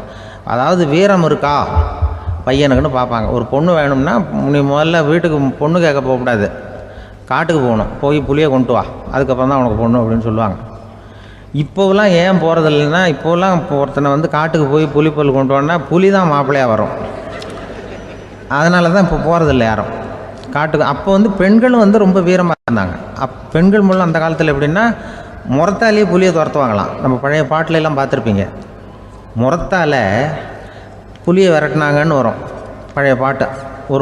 அந்த அளவுக்கு பெண்களுக்கு வீரம். இப்போ கல்யாணம் ஆகி இந்த காலத்தில் ஒரு கணவனை விரட்டிட்டு வந்தாங்களாம் முறத்தை எடுத்துக்கிட்டு. ஒரு மனைவி அவன் பயந்துட்டு வெளில ஓடி வரான், பின்னாடி முறத்தை எடுத்துகிட்டு அந்த அம்மா ஓடி வருது. இவனை தனியாக பிடிச்சி கொண்டு போய், என்னப்பா இந்த மனைவிட்டு இப்படி பயந்து ஓடி வரியே, முறத்தால் துரத்துறா இப்படி வரியே அப்படின்னு தான் அவன் அப்படியே தடுமாறிக்கிட்டு, அதெல்லாம் ஒன்றும் இல்லை, அவன் என்ன புலியாக நினைக்கிறா அப்படின்னு ஒரு பெருமையாக சொல்லிட்டானான். அந்த காலத்தில் புலியை தான் முறத்தால் விரட்டினாங்க, இப்போ புருஷனை விரட்டுறாங்க அப்படின்னு சொல்லி. அப்படி அந்த காலத்தில் கணவனுக்கு ஒரு குடும்பத்தை நிர்வகிக்கிற திறமை இருக்கா, உடல் வலிமை தான் முக்கியம். இப்போ கூட மதுரை பக்கத்தில் ஐயாவுக்கு தெரியும், அந்த இளவட்டக்கல்லுன்னு ஒரு ஊருக்கு ஊர் எல்லையில் கிடக்கும். ஊர் எல்லையில் ஒரு பெரிய கல் கிடக்கும். அந்த ஊருக்கு பொண்ணு கேட்க போகிறவங்க அந்த கல்லை தலைக்கு மேலே தூக்கி காட்டணும், அப்படியே தூக்கி தலைக்கு மேலே வசதி கீழே போடணும். அந்த வலு இருந்தால் தான் நீங்கள் அந்த ஊருக்குள்ளேயே போகலாம், பொண்ணு கேட்குறதுக்கு போகலாம். இல்லைன்னா நீ திரும்பி போக வேண்டியதான். அந்த வலிமை இருக்கா மாப்பிள்ளைன்னு பார்க்குறாங்க. இளவட்டக்கல்லுன்னு பேர். அப்போ என்ன பண்ணாங்கன்னா, ஒரு 1000 வருஷத்துக்கு முன்னாடி அந்த கல்லை தலைக்கு மேலே தூக்கி கீழே போடுவாங்களாம். ஒரு 500 வருஷத்துக்கு முன்னாடி அப்படி கொஞ்சம் தூரம் இடுப்பு அளவுக்கு தூக்கி கீழே போட்டுக்கிட்டு இருந்துருக்குறாங்க. அதுக்கப்புறம் ஒரு 100 வருஷத்துக்கு முன்னாடியெல்லாம் அப்படி முழங்கால் அளவுக்கு அப்படி தூக்கி போட்டால் போகிறோம்னு வச்சுருந்தாங்களாம். இப்போ நான் அந்த ஊருக்கு என் கூட பழனிசாமின்னு ஒருத்தர் இருக்கார். அவர் போய் உனக்கு எப்படிப்பா இந்த ஊரில் கல்யாணம் ஆச்சு அப்படின்னா, இப்போலாம் நாங்கள் தொட்டு கும்பிட்டா போகிறோம், அதை அசைக்கிறது கூட இல்லை. அப்படி ஆகிட்டுது. ஒரு குடும்பத்தை கணவனாக வரப்போகிறவனுக்கான தகுதி அந்த காலத்தில் அப்படி இருந்துதான். அப்படி இப்போ கணவன் தேர்ந்தெடுக்கிறது, குடும்ப தலைவனை தேர்ந்தெடுக்கிறது ஒரு பெரிய காரியம். ஒரு பெரிய செல்வந்தர் போட்டி வச்சாராம்.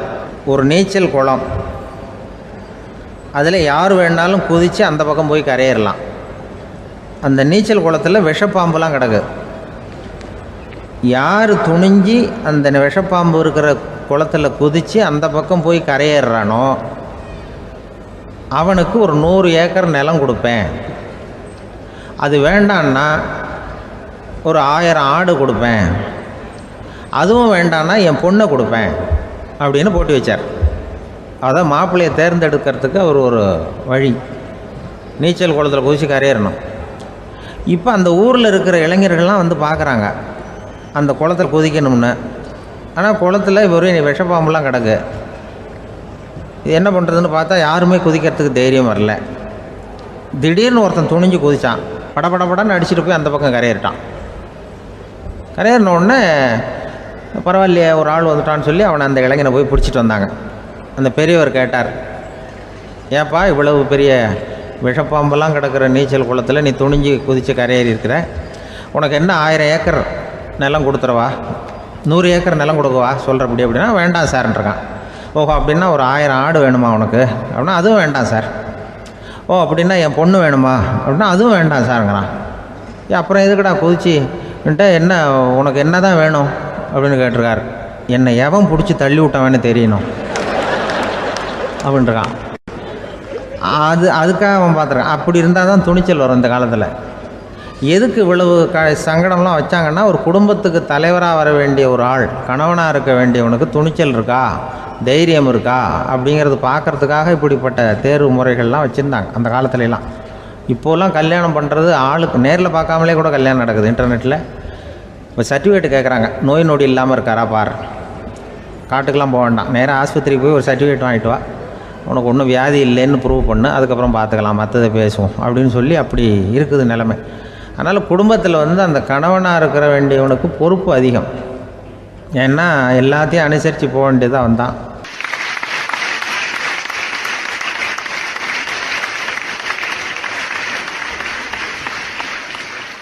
ஒரு குழந்தை பிறந்து தான் ஒரு வீட்டில், அந்த குழந்தைக்கு என்ன பேர் வைக்கிறதுங்கிறது ஒரு தகராறு. இந்த குழந்தைக்கு என்ன பேர் வைக்கிறதுங்கிறதுல தகராறு வந்துடுது. யார்? கணவனுக்கும் மனைவிக்கும். அவன் என்ன சொல்கிறான், எங்கள் அப்பா பேரை தான் வைக்கணுங்கிறான் அவன். இந்த அம்மா என்ன சொல்லுது, இல்லை எங்கள் அப்பா பேரை தான் வைக்கணும் அப்படிங்குது. இது காலையிலேருந்து சண்டை, தகராறு. எதிர்த்த வீட்டுக்காரன் பார்த்தான், இது என்ன காலையிலேருந்து எதிர்த்த வீட்டில் தகராறு நடக்குது, என்னென்னு போய் கேட்டிருக்கான். என்னம்மா உங்களுக்கு உள்ள தகராறு, காலையிலேருந்து பார்த்தேன் அப்படின்னா, ஒன்றும் இல்லைம்மா, எங்கள் குழந்தைக்கு பேர் வைக்கிறதுல எங்களுக்கு உள்ளே ஒத்து போக முடியல, நான் எங்கள் அப்பா பேரை வைக்கணுங்கிறேன், அந்த அம்மா அவங்க அப்பா பேரை வைக்கணுங்குது, அதுதான் எங்களால் குடும்பத்தில் ஒரு நிம்மதி இல்லாமல் இருக்கிறோம், தகராறு பண்ணிகிட்ருக்கோம் அப்படின்னு நானா. அப்போ எதிர்த்த வீட்டுக்காரன் சொல்லியிருக்கான், எதிர்த்த வீட்டுக்காரன்னு நான் எதுக்கு இருக்கிறேன், நான் பஞ்சாயத்து பண்ணி வைக்கிறேன், உங்களுக்குள்ள என்ன இது பேர் தானே வைக்கணும், ஏன்ப்பா உங்கள் அப்பா பேர் என்ன அப்படின்னு அவனை கேட்டிருக்கான். எங்கள் அப்பா பேர் சீனிவாசன் அப்படின்ட்டுருக்கான். இந்த அம்மாவை உங்கள் அப்பா பேர் என்னம்மா, கிருஷ்ணன் அப்படின்னு சொல்லி இவன் யோசித்து பார்த்தான். குழந்தைக்கு சீனிவாச கோபாலகிருஷ்ணன்னு பேர் வைங்க போங்க அப்படின்ட்டு போயிட்டான். ஏற்ற விட்டுக்கு தீர்த்து வச்சுட்டு போயிட்டான். போனதுக்கப்புறம் இவங்க 2 பேரும் பேசிக்கிட்டாங்க. சரி, இந்த சீனிவாசன் சரி கிருஷ்ணன் சரி, நடுவில் கோபாலம் யார் அப்படின்னு சொல்லி அவனை போய் இழுத்துட்டு வந்தான். எழுத்து வீட்டில் போய் அது யாரா, அது இங்கே வா, அது யாரா கோபாலன், அது எங்கள் அப்பா பேர், நீ அதை மட்டும் எதுக்கு விட்டு வைக்கிற, அதையும் சேர்த்து வச்சுட்டு போடான்னு. அதாவது குடும்பத்தில் ஒரு கணவனும் மனைவியும் ஒரு சின்ன விஷயத்தில் கூட ஒத்து போகலன்னா இப்படி தான் ஏற்று வீட்டுக்காரன் பஞ்சாயத்துக்கு வருவான். கோபாலன்னு குறுக்க வருவான் ஒருத்தன். அப்படி அந்த அனுசரிப்புங்கிறது குடும்பத்தில் ரொம்ப அவசியம். கணவனும் மனைவி அது ஒன்றுக்கு மேலே இந்த கல்யாணம் பண்ணிக்கிறாங்கள், அது ரொம்ப அவஸ்தை. ஒருவனுக்கு ஒருத்திங்கிறது நம்ம இதெல்லாம் சொல்கிறது. ஒன்றுக்கு மேற்பட்ட திருமணங்கள் சங்கடத்தில் தான் கொண்டு விடும். நிறைய சொல்லுவாங்க. உலகத்திலேயே ஒரு பெரிய இது என்ன தெரியுங்களா, இயற்கை நிர்ணயம் பண்ணுது. இப்போ வந்து நம்ம சில பேருக்கு எனக்கு பொம்பளை புள்ள வேண்டாம் ஆம்பளை புள்ள வேண்டாம்னு சொல்லி இந்த ஸ்கேன் பண்ணி என்னென்னவோ பண்ணிகிட்டு இருக்கிறாங்கல்ல. ஆனால் இயற்கை வந்து அந்த 50-50 ரேஷியோவை அது வந்து மெயின்டைன் பண்ணிகிட்ருக்கு. இந்த உலகத்தில் ஒரு அதிசயமான உண்மை என்னென்னா 116 ஆம்பளை புள்ள பிறந்தா 100 பொம்பளை புள்ள பிறகுதான். உலக அளவில் 116 ஆம்பளை புள்ள பிறந்தா 100 பொம்பளை புள்ள பிறகுது. இது எதுக்கு 16 அதிகமாக பிறகுதுன்னா அந்த வாலிப வயசு அடையிறதுக்குள்ளே 16 செத்து போகுது. 16 அங்கங்கே ஓடுறது கொஞ்சம் முரட்டுத்தனமாக போகிறதுனால செத்து போகுது. அந்த 50-50 இந்த ஒருத்தருக்கு ஒருத்தங்கிற ரேஷியோவை இயற்கை வந்து மெயின்டைன் பண்ணிகிட்டு இருக்கு. அது ஒரு பெரிய அதிசயம்.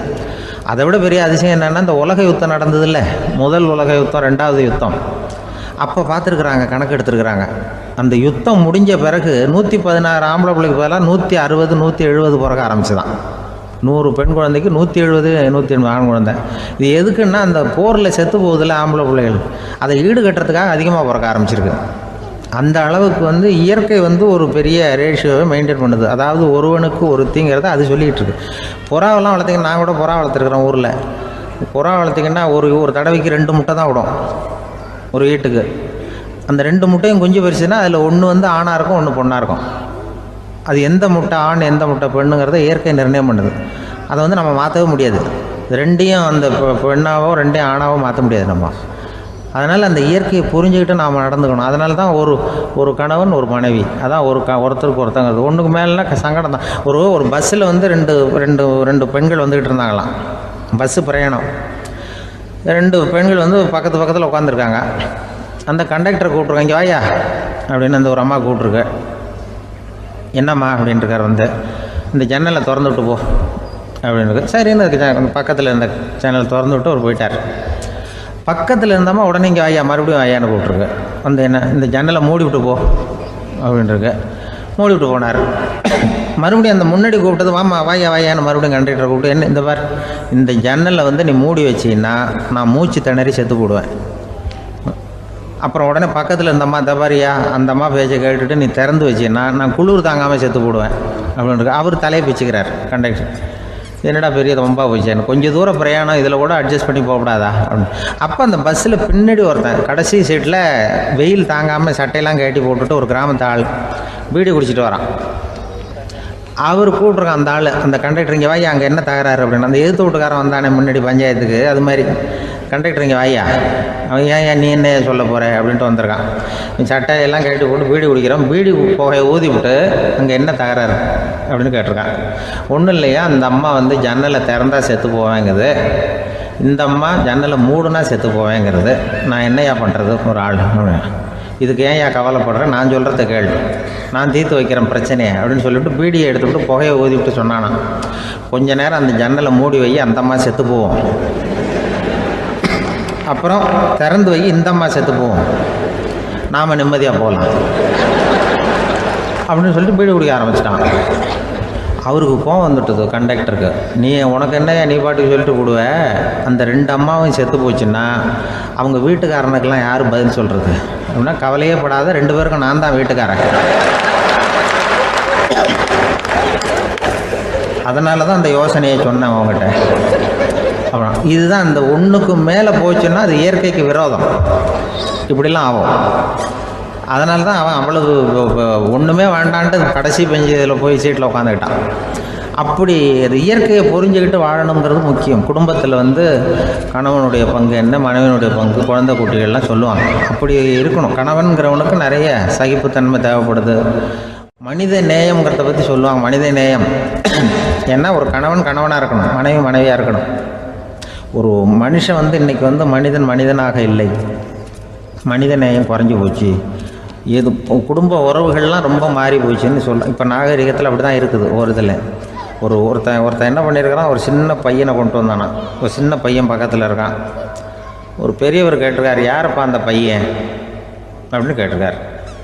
இவன் சொன்னான்னா, இந்த பையன் எனக்கு தூரத்து உறவுன்னு இருக்கான். சரி, தூரத்து உறவுன்னா எப்படி அப்படின்னு கேட்டிருக்கான். இந்த பையன் எங்கள் அப்பாவுக்கு 8வது புள்ள அப்படின்னானா.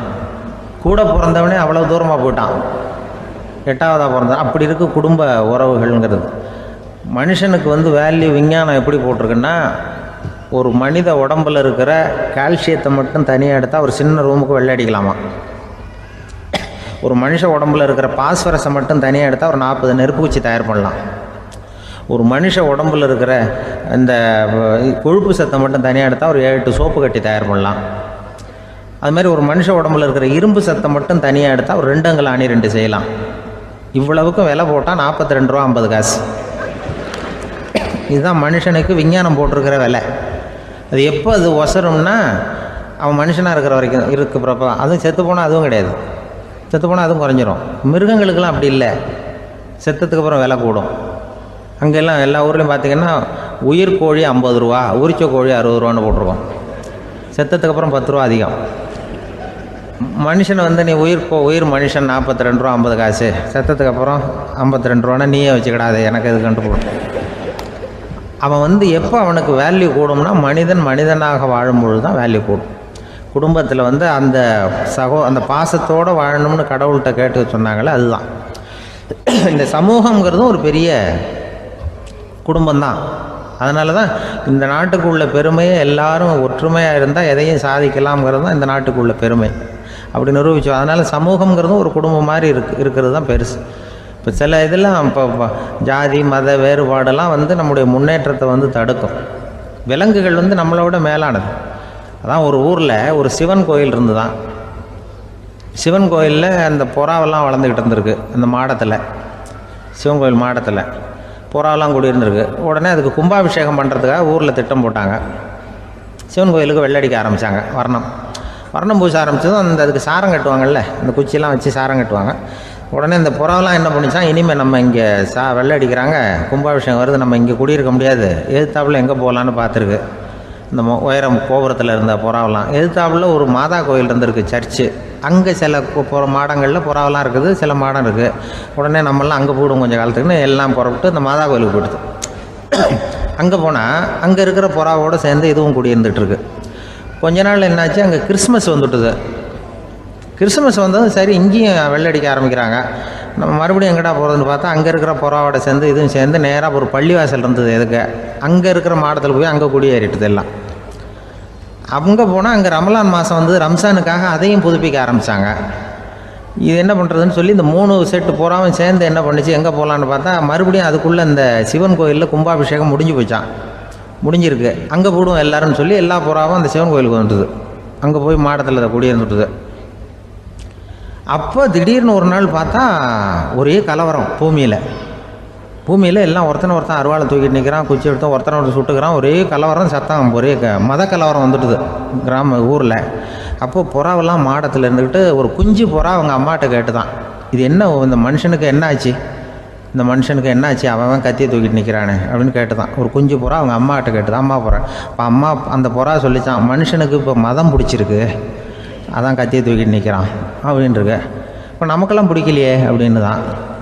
அப்போ அந்த புறா சொல்லித்தான், அந்த பாருமா, நாம் வந்து இந்த சிவன் கோயிலில் இருந்தாலும் நமக்கு புறான்னு தான் பேர், இந்த மாதா கோயிலுக்கு போனாலும் நமக்கு புறான்னு தான் பேர், பள்ளிவாசலுக்கு போனாலும் நமக்கு புறான்னு தான் பேர்.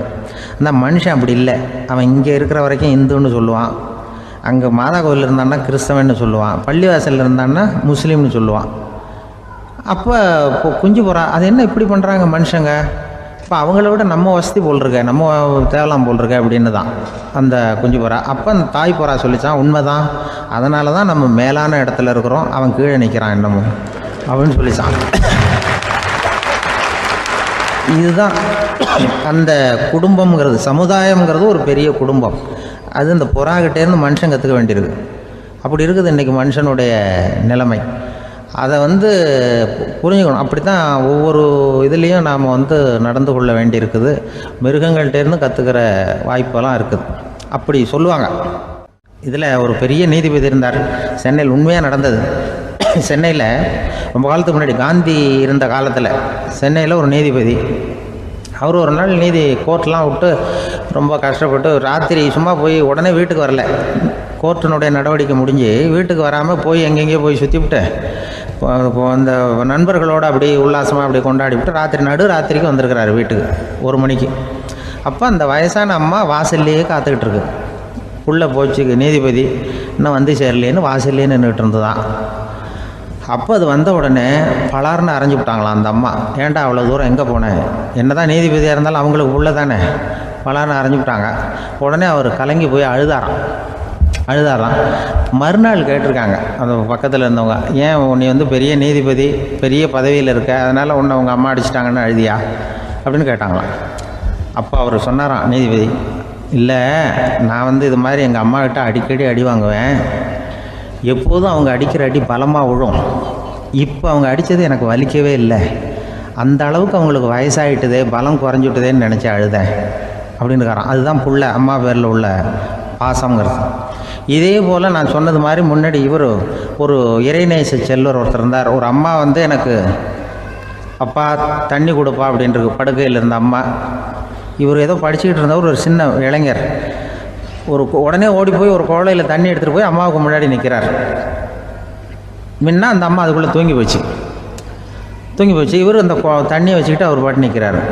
விடிஞ்சு போச்சு. விடிகிற சமயத்தில் அந்த அம்மா முடிச்சு பார்க்குது, பையன் தண்ணியோட கையில் வச்சுட்டு நிற்கிறார். ஏம்மா என்னப்பா நீ ராத்திரி பூரா தண்ணியோடு நின்றுட்டு இருக்கிறியா எனக்கா அப்படின்னு. அப்பா அவர் சொன்னாராம், ஆமாம்மா ராத்திரி தண்ணி தாகமாக இருக்குன்னு கேட்டிங்க, உடனே தண்ணி கொண்டு வந்துட்டேன். ஓடி வந்து பார்க்கும்பொழுது நீங்கள் தூங்கிக்கிட்டு இருந்தீங்க. தூங்கிட்டு இருக்கும்பொழுது உங்களை எழுப்ப வேண்டாம், தூக்கத்தை கெடுக்க வேண்டாம்னு நான் நினச்சேன். அதனால் எழுப்பலை. தூக்கம் முழிக்கிற சமயத்தில் உடனே தாகமாக இருக்கும், தண்ணி குடிக்கணும்னு ஆசைப்படுவீங்க, அதனால் தண்ணியை பக்கத்துலேயே வச்சுட்டு நிற்கிறேன் அப்படின்னு அந்த இளைஞர் சொன்னாராம். அப்படியே கட்டி பிடிச்சிட்டு நீ பிற்காலத்தில் பெரிய அறிஞராக வருவேன்னு சொல்லி அந்த அம்மா வரணும்னு சொல்லி இறைவனை வேண்டாங்களாம். அவர் தான் இஸ்லாமிய மார்க்கத்தில், தீன் மார்க்கத்தில் பெரிய ஆளானது. அதாவது ஷர்புதீன் யாஹ்யான்னு ஒருத்தர், ஒரு பெரிய இஸ்லாமிய பேரறிஞராக வந்தார். இப்படி அம்மா பேரில் பாசமாக உள்ளவங்கள்லாம் இருந்தாங்க நிறையா. அப்படி அந்த குடும்பத்தில் வந்து அந்த பாசம் நேசம் எவ்வளவு இருக்கோ அவ்வளவுக்கு அவர்கள் உயர்வார்கள்ங்கிறது தான் நம்முடைய பெரிய இதெல்லாம் பெரியவங்கள்லாம் சொல்லியிருக்கிறது அதுதான். அதனால தான் அந்த கணவனுடைய பங்கு என்ன, மனைவியினுடைய பங்கு என்ன, பிள்ளைகளுடைய பங்கு என்னங்கிறத பற்றி ரொம்ப விவரமாக சொல்கிறதுக்காக தான் அதை பற்றி நாம் சிந்திக்க வேண்டிய நேரம் இதுங்கிறதுனால தான். கணவனுக்கு வந்து இது வந்துடக்கூடாது, அதாவது கோபம் வரக்கூடாது, நிதானம் வேணும் அப்படின்லாம் சொல்லுவாங்க. நிதானம், கணவன் வந்து கோபப்படக்கூடாதுமா.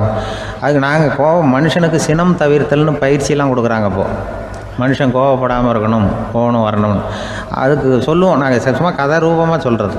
அங்கே வேதாத்திரி மகரிஷின்னு இருக்கார், அவர் இதில் வந்து சினம் தவிர்த்தல்னு பயிற்சியை கொடுப்பாங்க. குடும்ப தலைவர்கள் பெரியவங்கள்லாம் வந்து அந்த பயிற்சியை எடுத்துக்கணும். என்ன கூப்பிட்டாங்க ஒரு தரம், சினம் தவிர்த்தல்னு ஒரு பயிற்சி கொடுக்குறோம், அதில் நீ வந்து பேசுன்னாங்க. நான் சொன்னேன், நான் பயிற்சிக்கு வேணா வரேன், என்னை பேச வேண்டாம் சார், நான் வந்து பயிற்சி கற்றுக்கிறேன்னு. இல்லை நீ அதெல்லாம் பயிற்சி நாங்கள் கொடுக்குறோம், நீ உனக்கு என்ன தெரியுமோ சொல்லு, மனுஷன் கோவப்படாமல் இருக்கணும், அதுக்கு ஏதாவது வழி சொல்லிட்டு போ அப்படின்னு கூப்பிட்டாங்க. சரின்ட்டு போனேன். அங்கே போய் நான் சொன்னேன், இது மாதிரி எனக்கு தெரிஞ்சது ஒரு கதை மாதிரி சொன்னேன்.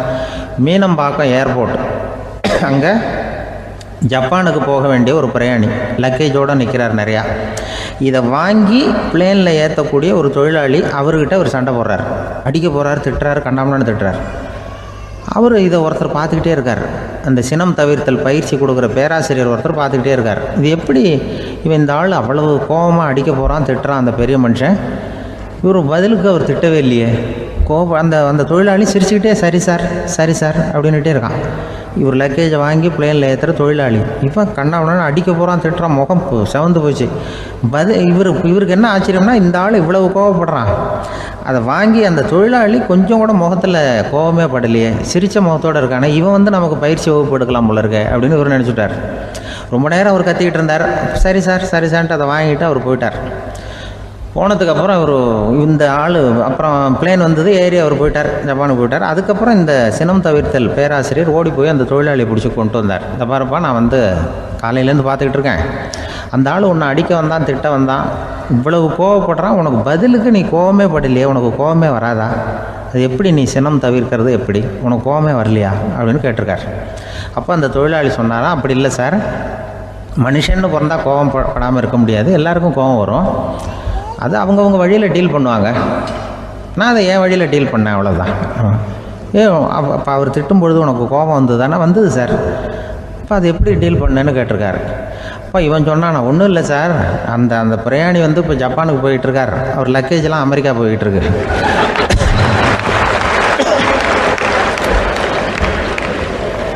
இதுக்கு நாம் எதுக்கு சார் அனாவசியமாக அவன்கிட்ட போய் சண்டை போட்டுக்கிட்டேன், அப்படி மாற்றி ஏற்றி விட்டா அவன் போய் பார்த்துக்கிறான் எங்கேயாவது. அதுதான் நான் சினம் தவிர்க்கிற வழி அவன் சொன்னாரான். உடனே இதை தான் எனக்கு தெரிஞ்சது கோபம் வராமல் இருக்கிறதுன்னு அங்கே பேசினேன் அந்த கூட்டத்தில். அதுக்கப்புறம் இன்ன வரைக்கும் அவங்க கூப்பிடுறதே இல்லை என்ன. ஏன்னா நாங்கள் முறையாக ஒருத்தன் கோவப்படாமல் இருக்கிறதுக்கு என்ன வழின்னு சொல்லி கொடுத்துட்ருக்குறோம். நீ இப்படி பண்ணுறியப்பா அப்படின்னு சொல்லி பிள்ளைகளை பற்றி சொல்லுவாங்க. இப்போ ராமர் லட்சுமணர் கதை சொல்லுவாங்க. அதாவது ராமரும் பரதனும் பந்து விளையாடிக்கிட்டு இருந்தாங்களாம் சின்ன வயசில் பந்து விளையாடிக்கிட்டு இருந்தாங்களாம். உடனே ராமர் வந்தாராம்.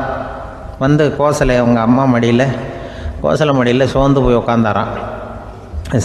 சந்தோஷமாக வந்து உட்காந்துருக்காரு. அப்போ அந்த கோசலை அம்மா கேட்டாங்களாம், ஏன்ப்பா அப்படி இவ்வளவு சந்தோஷமாக இருக்கே, என்ன காரணம் அப்படின்னு கேட்டிருக்காரு. அப்படின்னு அந்த அம்மா கேட்டிருக்கு. ராமன் சொன்னான்னா, என் தம்பியோட நான் பந்து விளையாண்டுக்கிட்டு இருந்தேன், பரதன் அவன் ஜெயிச்சுட்டான், நான் தோத்துட்டேன், என்னை அவன் ஜெயிச்சுட்டான், அவனுடைய வெற்றி எனக்கு சந்தோஷமாக இருக்குது, தம்பியோட வெற்றி, அதனால் நான் சந்தோஷமாக இருக்கேன்னு சொல்லியிருக்கு. அந்த அம்மாவுக்கு ரொம்ப சந்தோஷம், தம்பி ஜெயிக்கிறாங்கிறத பற்றி அண்ணன் சந்தோஷப்படுறானே அப்படின்னு. கொஞ்ச நேரத்தில் பரதன் வந்திருக்கான். அவன் சோர்ந்து போய் கலங்கி போய் அதே அம்மா மடியில் உட்காந்துருக்கான். நீ ஏன்ப்பா நீ தான் ஜெயிச்சுட்டியாமே, நீ என்னத்துக்கு வருத்தப்பட்டுக்கிட்டு வர அப்படின்னு கேட்டிருக்கேன் அந்த அம்மா. அப்போ பரதன் சொன்னானா, நான் ஜெயிக்கணுங்கிறதுக்காக அண்ணன் விட்டு கொடுத்தாரு, தோத்துட்டாரு, அதனால் எனக்கு வருத்தமாக இருக்குது. உண்மையில் அவர் தான் ஜெயிச்சிருக்க வேண்டியது, எனக்காக விட்டு கொடுத்தாரு அண்ணன், அதனால் நான் வருத்தப்படுறேன்னா. அப்போ அந்த அம்மா சொல்லிச்சான், இப்படி தான் தம்பியினுடைய வெற்றி அண்ணனை சந்தோஷப்படுத்துது, அண்ணனுடைய தோல்வி தம்பியை வருத்தப்பட வைக்குது, இப்படி தான் இருக்கணும் அண்ணன் தம்பின்னா, அப்படி தான் குடும்பத்தில் இருக்கணும்னு சொல்லி அந்த அம்மா சொன்னதாக சொல்லுவாங்க ராமாயண கதை. அதே போல் இப்போ இதில் வரும், நபிகள் நாயகத்தினுடைய பேரர்கள் பாத்திமாவனுடைய பிள்ளைகள் 2 பேர், ஹசன் ஹுசைன் 2 பேர் நபிகள் நாயகத்தினுடைய பேரன்மார்கள். அன்னை பாத்திமாவனுடைய குழந்தைகள். ஹசனும் ஹுசைனும் பேசிக்கிறதே இல்லையா கொஞ்ச நாள். இந்த அம்மாவுக்கு அதை பார்க்குறாங்க, ஏதோ அண்ணன் தம்பிக்குள்ளே ஏதோ தகராறு போல் இருக்கு, ஏன் பேசிக்க மாட்டேங்கிறாங்க அப்படின்னு சொல்லி அந்த பிள்ளைகளை கூப்பிட்டு வச்சு அந்த அம்மா புத்தி சொல்லிச்சான். இதை பாருப்பா, நீ அண்ணன் தம்பிக்குள்ளே இது மாதிரி இருக்கக்கூடாது, உங்கள் பாட்டனார் ஒரு புத்திமதி சொல்லியிருக்காரு, உனக்கு தெரியுமா, ஒரு முஸ்லீம் இன்னொரு முஸ்லீமோடு 3 நாட்களுக்கு மேல் பேசாமல் இருந்தால் அது அவனை கொலை செய்வதற்கு ஒப்பாகும் அப்படின்னு நபிகள் நாயகம் சொல்லியிருக்கார், தெரியுமா உனக்குன்னு அந்த அம்மா சொல்லிச்சான். அப்போ அந்த தம்பிக்காரர் சொன்னாராம், ஹுசைன் சொல்லியிருக்கார், அதுவும் எனக்கு தெரியும், அதே தாத்தா பாட்டனார் என்ன சொல்லியிருக்காருன்னா, அந்த 2 பேரில் யார் முதல்ல சலாம் சொல்கிறாங்களோ, யார் முதல்ல முன்னாடி பேசுகிறாங்களோ அவங்களுக்கு சொர்க்கம் கிடைக்கும், இறைவனுடைய ஆசி கிடைக்கும்னு சொல்லியிருக்கிறார். அந்த ஆசி அண்ணனுக்கு கிடைக்கட்டுமேங்கிறதுக்காக நான் பேசாமல் இருக்கிறேன் அப்படின்னா. அந்த ராமனும் பரதனும் எப்படி இருந்தாங்களோ அப்படி தான் ஹசனும் ஹுசைனும் இருந்திருக்கிறார்கள். அந்த பாசம்தான் குடும்பத்தில் வேணும். இப்போ எப்படின்னா, ஒரு 600 வருஷத்துக்கு முன்னாடி மனுஷனுக்கு இருந்த நெருக்கடி இருக்குது பாருங்கள், ஒரு 600 வருஷத்துக்கு முன்னாடி மனுஷனுக்கு எவ்வளோ நெருக்கடி இருந்ததோ அதுபோல் 40 பங்கு இப்போ அதிகமாகிட்டு தான் கண்டுபிடிச்சி சொல்லியிருக்கிறாங்க. அவ்வளவு நெருக்கடிக்கு மத்தியில் நாம் வாழ்ந்துக்கிட்டு இருக்கிறோம். ஒரு 600 வருஷத்துக்கு முன்னாடி என் தலையில் 1 கிலோ வச்சுக்கிட்டு நின்னேன்னு வைங்க, இப்போ 40 கிலோ வச்சுக்கிட்டு நிற்கிறேன். அப்படி ஒவ்வொரு மனுஷனுக்கும் வாழ்க்கையில் நெருக்கடி அதிகமாக போச்சு. இப்போ இந்த நெருக்கடியில் முன்னாடிலாம் யாரோ ஒருத்தர் தான் தியானம் பண்ணுவாங்க. தியானம்னா ஒருத்தர் 2 பேர் காட்டுக்கு போய் தியானம் பண்ணிகிட்டு இருப்பாங்க 600 வருஷத்துக்கு முன்னாடி. இப்போ வீட்டுக்கு வீடு தியானம் நடக்குது. ஏன்னா அந்தளவுக்கு வாழ்க்கையில் ஒரு நிம்மதி வேணும் அப்படின்னு சொல்லி பண்ணிட்டாங்க.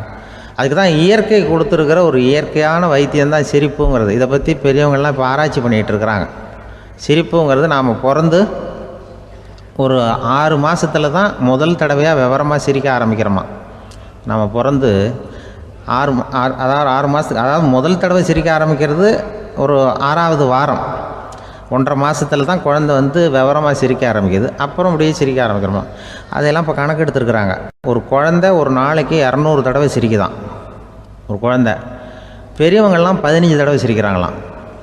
200 தடவை சிரிச்சுக்கிட்டு இருந்த நாம் அப்படியே குறைஞ்சி 15 ஆகிட்டு. அதனால தான் இருதய நோயெல்லாம் வருது, ஹார்ட் அட்டாக்லாம் வருதுன்னு கண்டுபிடிச்சிருக்கிறாங்க. 200 சிரிப்புக்கு அது இயல்புத்தன்மை, மனுஷனுடைய இயல்புத்தன்மை சிரிக்கிறது. அதுக்கு ஜோக்கே தேவைப்படாது.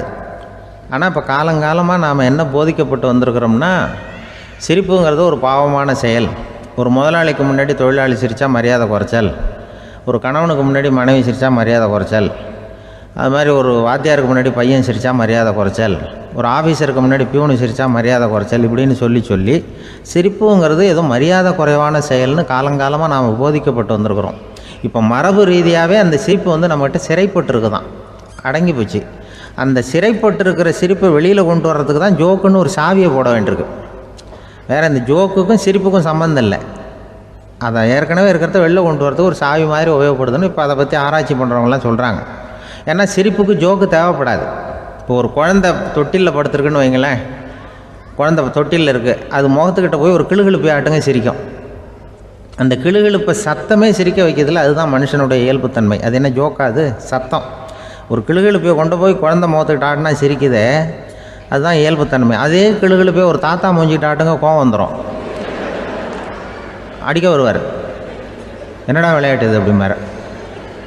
ஏன்னா அவர் சிரிச்சுக்கிட்டு இருந்தவர், அப்படி இருந்தவர் ஒரு காலத்தில். ஒரு கிளுகிழுப்பைக்கு சிரித்தவர் ஒரு காலத்தில் இப்போ கோவப்படுறாருன்னா அந்த அளவுக்கு நம்ம மாறி போயிட்டே வந்துக்கிட்டு இருக்கிறோம். அதனால் அந்த இயல்புத்தன்மை மாறாமல் இருக்கணுங்கிறது ரொம்ப முக்கியம். அதுக்காக எல்லோரையும் குழந்தையாக்க முடியாது. மனுஷன் எல்லோரும் இனிமேல் வயசுங்கிறது கூட ஆகிட்டே தான் இருக்கும். அதுக்காக குறைச்சிக்கிட்டே போக முடியாது. அதுக்கு யாராவது மருந்து கண்டுபிடிச்சாதான் உண்டு. ஆனால் ஒருத்தர் மருந்து கண்டுபிடிச்சாராம், சொல்லுவாங்க. ஒரு டாக்டர் ஒரு மாத்திரை கண்டுபிடிச்சாராம். ஒரு மாத்திரை சாப்பிட்டா ஒரு வயசு குறையும், ஒரு மாத்திரை சாப்பிட்டா ஒரு வயசு குறையும் அப்படின்னு ஒரு மாத்திரையை கண்டுபிடிச்சிருக்காரு. ஒரு பாட்டி அம்மா, 90 வயசு பாட்டி, அது போயிருக்கு. அதே டாக்டர்கிட்ட போய், ஐயா எனக்கு ஒரு பாட்டில் மாத்திரை கொடுங்க, இந்த வயசு குறையிற மாத்திரை அப்படின்றது. அவர் ஒரு பாட்டில் கொடுத்தாரு மாத்திரை. பாரும்மா பாட்டியம்மா, ஒரு மாத்திரை சாப்பிட்டா ஒரு வயசு குறையும், எடுத்துகிட்டு போகணும்னு கொடுத்துருக்காரு டாக்டர். அந்த 90 வயசு பாட்டி எடுத்துகிட்டு வீட்டுக்கு வந்துட்டு மறுநாள் அதே டாக்டர்கிட்ட போயிருக்கு. 30 வயசு பொண்ணாக போச்சான். 30 வயசு பொண்ணாக மாறி அதே டாக்டர்கிட்ட போயிருக்கு. இடுப்பில் ஒரு கை குழந்தை, அது சட்டை கிட்ட போடாமல் கெட்டவரில் வாயில் வச்சுட்டு உட்காந்துருக்கு. நேராக டாக்டர்கிட்ட போய், டாக்டர் நேற்று வந்தேன், ஏதோ ஒரு மாத்திரை சாப்பிட்டா ஒரு வயசு குறையினீங்க, நான் ஏதோ ஒரு ஆர்வத்தில் ஒரு 30-40 மாத்திரை சாப்பிட்டேன், இப்படி ஆகிட்டேன் அப்படின்னு. இப்போ டாக்டர் சொல்லியிருக்காரு, இதுக்கு ஏமா வருத்தப்படுற, எல்லோரும் வயசு குறையணும்னு தான் நினைக்கிறாங்க, உனக்கு வயசு குறைஞ்சிட்டுது, நீ சந்தோஷப்படு, இதுக்கே மறுபடியும் என்னட்ட வந்திருக்கிற அப்படின்னாரான் டாக்டர். அப்போ அந்த அம்மா சொல்லித்தேன், அதை என்னை பற்றி பரவாயில்ல டாக்டர், என் இடுப்பில் பாருங்கள் கை குழந்தை, இது சட்டை கிட்ட போடாமல் உட்காந்துருக்கு, கட்டவரில் வேலை வச்சுட்டு உட்காந்துருக்கு, இது ரொம்ப ஆர்வத்தில் ஒரு 70 மாத்திரையை சாப்பிட்டு விட்டுது, இது என் வீட்டுக்காரரு. இவர் இடுப்பை விட்டு கீழே இறங்க மாட்டேங்கிறாரு. நான் எதையாவது கொடுத்து இனிமேதான் வயசை கூட்டி இறக்கி விடுவேன் டாக்டர் அப்படின்னு தான். அவர் ஏதோ நமக்கும் இதுக்கும் சம்மந்தம் இல்லைங்கிறது மாதிரி கட்டாரில் வச்சுட்டு அவர் பாட்டு உட்காந்துருக்கார். ஏதோ நமக்கு இந்த உலகமே இல்லை, நமக்கு சம்மந்தம் இல்லைங்கிற மாதிரி உட்காந்துருக்கார். இப்படியே நான் தூக்கிட்டு எங்கே அலையிறது அப்படின்னு தான். அதனால் வயசை குறைக்கிறது இயற்கைக்கு விரோதமாக நாம் பண்ண முடியாது. ஆனால் இந்த இயல்புத்தன்மை மாறாமல் வச்சுக்கலாம். குழந்தை மாதிரி மாற முடியாதே தவிர அந்த குழந்தை தன்மையோடு வாழறதுக்கு கற்றுக்கணும். அதுதான் வாழ்க்கையில் இன்பமாக வாழறதுக்கு வழி. குழந்தைத்தனமாக இருக்கக்கூடாது, குழந்தை தன்மையோடு இருக்கணும்னு சொல்லுவாங்க. குழந்தை தன்மைங்கிறது வேறு, குழந்தைத்தனம்ங்கிறது வேறு. அப்படி ஒரு மாத்திரை கண்டுபிடிச்சிட்டா இப்போ யாராவது ஒருத்தவங்க இடுப்பில் குழந்தைய தூக்கிட்டு போனால் போய் கேட்கணும், ஏம்மா இது ஏன் வீட்டுக்காரரா உன் குழந்தையா அப்படின்னு கேட்டு அதுக்கப்புறம் அவருக்கு வணக்கம் சொல்லணும். இப்படிலாம் ஆகிடும் நிலைமை. இயற்கையை நம்ம மாற்ற முடியாது, அதுக்கு தகுந்தாப்புல தான் நாம் பண்ணணும்.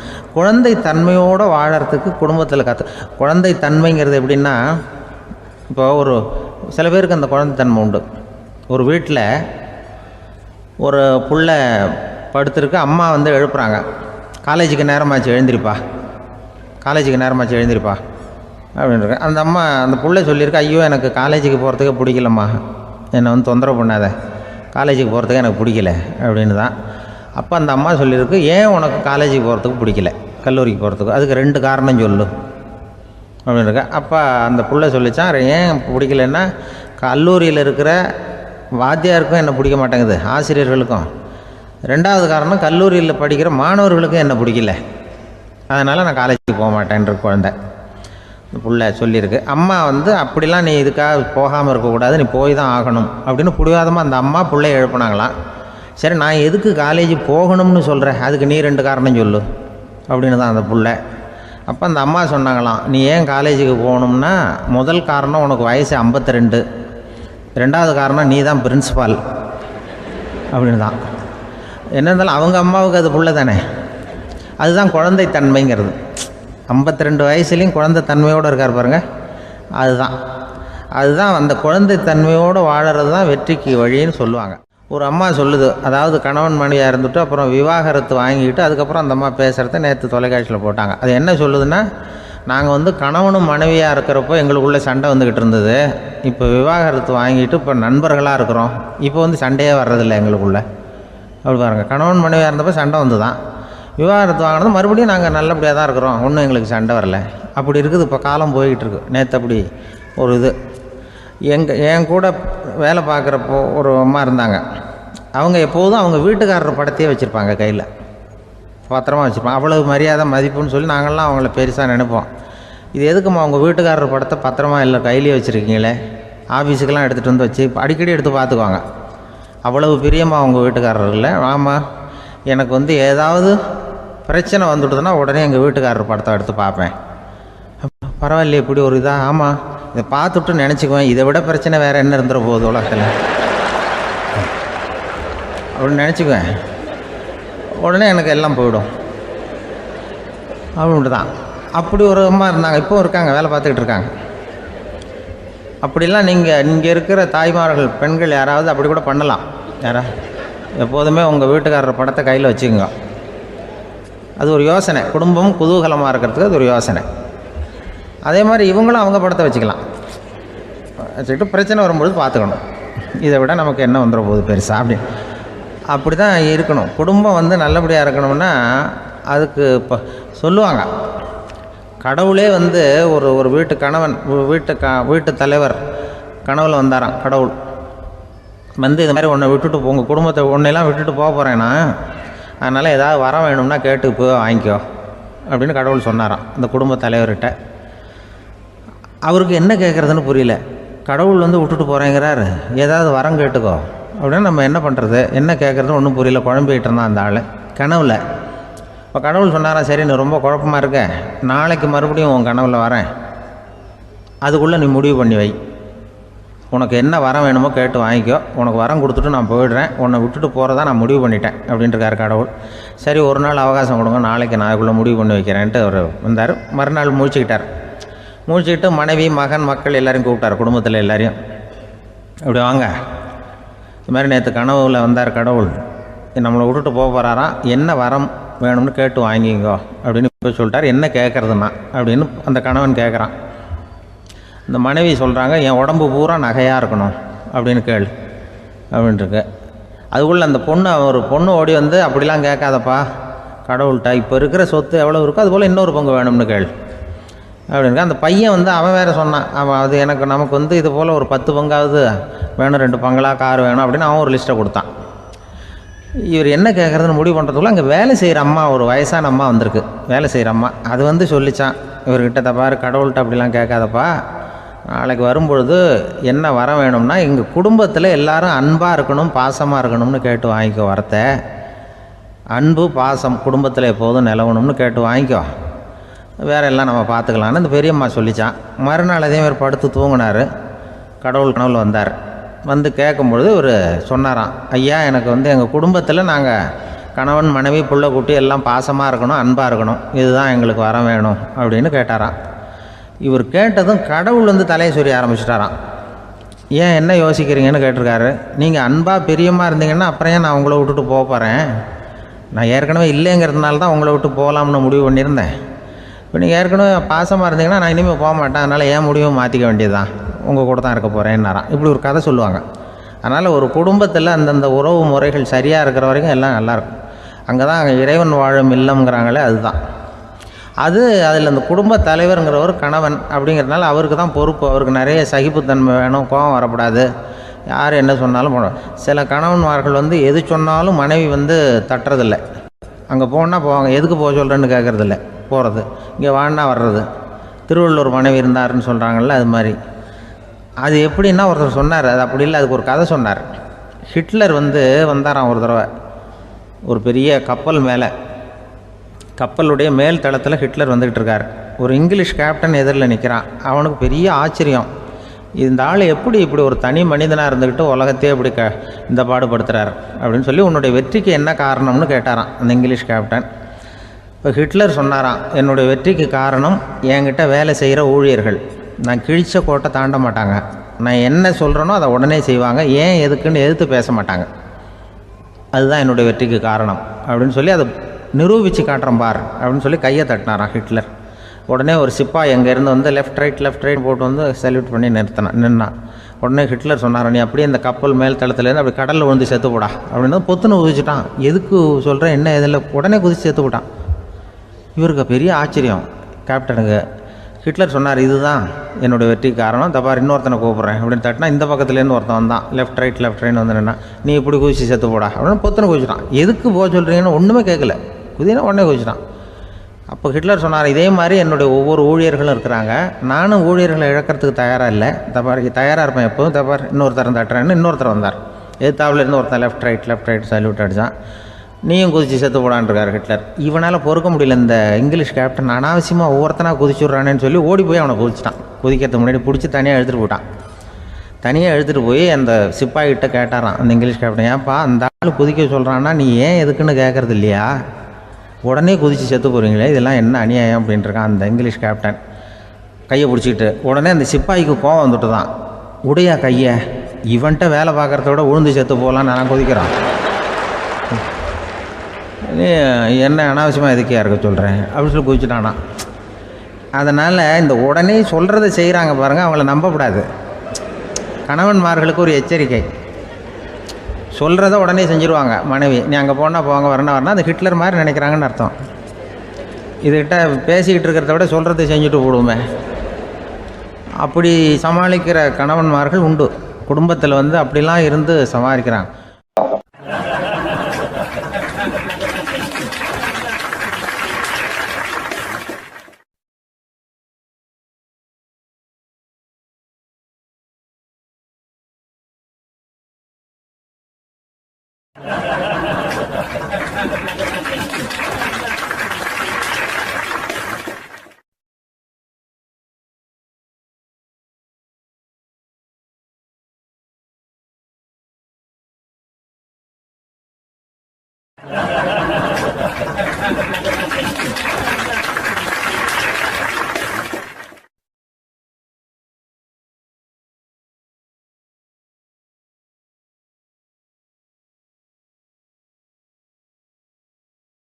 ஒரு பெரிய கிராமம்.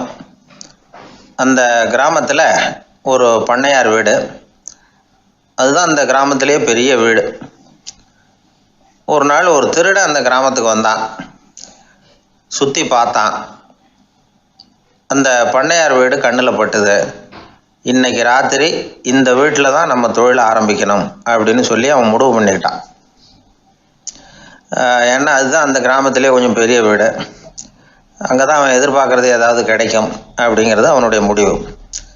நடு ராத்திரி அவன் மெதுவாக சுவர் ஏறி குதித்து அந்த பெரிய வீட்டுக்குள்ளே புகுந்தான். அங்கே போய் பார்த்தா முக்கியமான இடங்கள்ல எல்லாம் காவலுக்கு ஆள் நின்றுக்கிட்டு இருக்கிறாங்க ராத்திரி நேரத்தில். சரி, இந்த வீட்டில் நம்மால் திருட முடியாது அப்படின்னு முடிவு பண்ணிட்டு மெதுவாக வந்த வழியிலேயே திரும்பி வந்தான். அந்த சமயத்தில் காலில் ஏதோ தட்டுப்பட்டுது. என்னது அப்படின்னு சொல்லி குனிஞ்சு பார்த்தா அங்கே ஒரு பெரிய வெங்காய மூட்டை அடுக்கி வச்சிருக்கிறாங்க. சரி, வந்ததுக்கு வெறுங்கையோடு திரும்ப வேண்டாமே அப்படின்னு சொல்லி கையில் இருந்த ஒரு பெரிய பை நிறைய அதை அள்ளி போட்டுக்கிட்டான். வெங்காயத்தை போட்டுக்கிட்டு புறப்படுற சமயத்தில் கப்புன்னு கழுத்தில் ஒரு கை வந்து விழுந்தது. ஆள் மாட்டிக்கிட்டான். அதாவது காவலாளிகள் அவனை பிடிச்சி வச்சுக்கிட்டாங்க. மறுநாள் காலையில் அந்த திருடனை பண்ணையார் முன்னாடி கொண்டுட்டு போய் நிறுத்தினாங்க. ஐயா, இந்த ஆள் ராத்திரி நம்ம வீட்டில் திருடுறதுக்காக வந்தான், வெங்காயத்தை அள்ளிட்டு புறப்படுறப்போ மாட்டிக்கிட்டான் அப்படின்னாங்க. அவர் பார்த்தார், என்னப்பா இவங்க சொல்கிறது உண்மைதானான்னு கேட்டார். ஆமான்னு ஒத்துக்கிட்டான் அந்த ஆள். பண்ணையார் அதுக்கப்புறம் கொஞ்சம் யோசனை பண்ணார். அப்புறமா தீர்ப்பு வழங்கினார். இதை பாருப்பா, நீ இங்கே திருட வந்தது குற்றம், அதுக்காக நீ 100 ரூபாய் அபராதம் செலுத்தணும், அல்லது 100 கசையடிகள் வாங்கணும். அதுவும் இல்லைன்னா நீயே திருடுன அவ்வளவு வெங்காயத்தையும் பச்சையா என் கண் முன்னாடியே சாப்பிட்டுணும். இதில் எந்த தண்டனையை ஏற்றுக்கிறது அப்படிங்கிறத பற்றி நீயே யோசனை பண்ணி முடிவு எடுத்துக்கலாம் அப்படின்னு சொல்லிவிட்டார். அதாவது இவனே முடிவு பண்ணிக்க வேண்டியது, 100 ரூபா பணம் கட்டுறியா இல்லது சாட்டை அடி வாங்குறியா அல்லது வெங்காயத்தை சாப்பிட்றியா? இதுதான் அவர் கொடுத்தது, நீயே முடிவு பண்ணி சொல்லுன்னு விட்டார். திருடன் கொஞ்சம் நேரம் யோசனை பண்ணி பார்த்தான். அவனுக்கு இருக்கிறதுலே ரொம்ப சுலபமாக தெரிஞ்சது இந்த வெங்காயத்தையே சாப்பிட்டுட்றேன்ட்டான். ஐயா, நான் இந்த வெங்காயத்தையே சாப்பிட்டுட்றேன், அதுதான் எனக்கு கொஞ்சம் சுலபமாக தெரியுதுன்னா சரின்னு விட்டார் பண்ணையார். அப்படியே எல்லாத்தையும் கொண்டு வந்து கொட்டினாங்க. ஒவ்வொன்றா எடுத்து சாப்பிட ஆரம்பித்தான். கொஞ்ச நேரம் சுவாரஸ்யமாக சாப்பிட்டான். அதுக்கப்புறம் வாய் எரிய ஆரம்பிச்சுட்டுது. கண்ணு ரெண்டும் செவந்து போச்சு. கண்ணில் இருந்து தார தாரையாக கண்ணீர் வழிய ஆரம்பிச்சுட்டுது. ஒரே எரிச்சல். அவனால் தாக்கு பிடிக்க முடியல. வெங்காயம் பாதி கூட தீரல. பார்த்தான், சரி இது நமக்கு சரிப்பட்டு வராது அப்படின்னு முடிவு பண்ணிட்டான். ஐயா, என்னை மன்னிச்சுக்கோங்க, இது என்னால் முடியாது போல இருக்கு, பேசாமல் எனக்கு 100 ஷார்ட் ஐடியா கொடுத்துருங்க அப்படின்னா. அவரும் சரின்னார். ஷார்ட் ஐடி விழ ஆரம்பிச்சிது. அதுவும் ஆரம்பத்தில் ஒரு மாதிரியாக இருந்தது. ஒரு 60 அடிகள் விழுற வரைக்கும் தாங்கினான். அதுக்கு மேலே அவனால் முடியல, தாக்கு பிடிக்க முடியல. ஐயா, என்னை மன்னிச்சுக்கோங்க அப்படின்னு மறுபடியும் பண்ணையார் காலில் விழுந்தான். ஐயா, இதுவும் எனக்கு சரிப்பட்டு வராது போல இருக்கு, பேசாமல் 100 ரூபா அபராதமே கட்டிவிட்றேன் அப்படின்னா. அதே மாதிரி பணத்தை எடுத்து கொடுத்துட்டு அவன் பாட்டுக்கு போனான். இப்படி ஒரு கதை உண்டு. இந்த கதையை உலக புகழ்பெற்ற மனோதத்துவ மேதை எம் ஸ்காட் பெக் ஒரு உதாரணமாக எடுத்து சொல்கிறார். எதுக்காக அவர் எடுத்து சொல்கிறாருன்னா, இந்த முடிவெடுக்கும் திறன் அப்படிங்கிறத விளக்கிறதுக்காக. வாழ்க்கையில் முடிவெடுக்கிற திறன் நம்ம ஒவ்வொருத்தருக்கும் ரொம்ப அவசியம். எந்த சந்தர்ப்பத்தில் எப்படி முடிவெடுக்கிறோம் அப்படிங்கிறத வச்சு தான் நம்ம வாழ்க்கை அமையும். எவ்வளவு தான் பணம் இருந்தாலும் சரி, எவ்வளவு தான் படிச்சிருந்தாலும் சரி, இந்த முடிவெடுக்கிற திறன் சரியாக இல்லைன்னா வாழ்க்கையில் பல சறுக்கல்களை சந்திக்க வேண்டியிருக்கும். நாம் முடிவுகள் எடுத்தால் அந்த முடிவுகளால் ஏற்படக்கூடிய விளைவுகளுக்கு நாம் பொறுப்பு ஏற்க வேண்டியிருக்குமே அப்படிங்கிற பயத்தினால முடிவெடுக்கிற அதிகாரத்தை பல சமயங்களில் நாம் மற்றவங்களுக்கு தாரவாத்து கொடுத்துட்றோம். நாமே முடிவெடுக்கக்கூடிய திறமையை வளர்த்துக்கிறது தான் ரொம்ப முக்கியம். ஒருத்தர் சொன்னார், சார், சின்ன சின்ன பிரச்சனைகள்ல எல்லாம் எங்கள் வீட்டில் என் மனைவி முடிவு எடுக்க விட்டுருவேன், பெரிய பிரச்சனைகள்ல எல்லாம் நான் தான் முடிவெடுப்பேன் அப்படின்னார். பரவாயில்லையே அப்படின்னு சொல்லி, சின்ன சின்ன பிரச்சனைகள்னா எதுங்க அப்படின்னு கேட்டேன். ஒன்றும் இல்லை, இந்த வீட்டு வருமானத்தை பெருக்கிறது எப்படி, வீட்டு செலவை சரி கட்டுறது எப்படி, வீட்டு செலவுக்கு வாங்கியிருக்கிற கடனை அடைக்கிறது எப்படி, இதெல்லாம் சின்ன சின்ன பிரச்சனைகள், என் மனைவிகிட்ட முடிவெடுக்கிற விஷயத்தை விட்டுருவேன்னார். பெரிய பிரச்சனை தான் நான் எடுத்துக்குவேன்னார். அப்படின்னா பெரிய பிரச்சனைன்னா எது சார் அப்படின்னு கேட்டேன். அது என்னென்னா, இந்த உலக பொருளாதாரத்தை மேம்படுத்துறது எப்படி, 21ஆம் நூற்றாண்டில் என்னென்ன சவால்களை சந்திக்க வேண்டியிருக்கும் உலகம், இதெல்லாம் நான் பார்த்துக்குவேன் அப்படின்னார். பாருங்கள், இது பிரச்சனைகள்லேருந்து தப்பிக்கிற வழி. அதனால் வாழ்க்கையில் பிரச்சனைகளை சந்திக்கிறதுக்கு தயங்கக்கூடாது. அதே மாதிரி சரியான நேரத்தில் சரியான முடிவு எடுக்கிறதுக்கு நாம் கற்றுக்கணும். அது ரொம்ப முக்கியம்.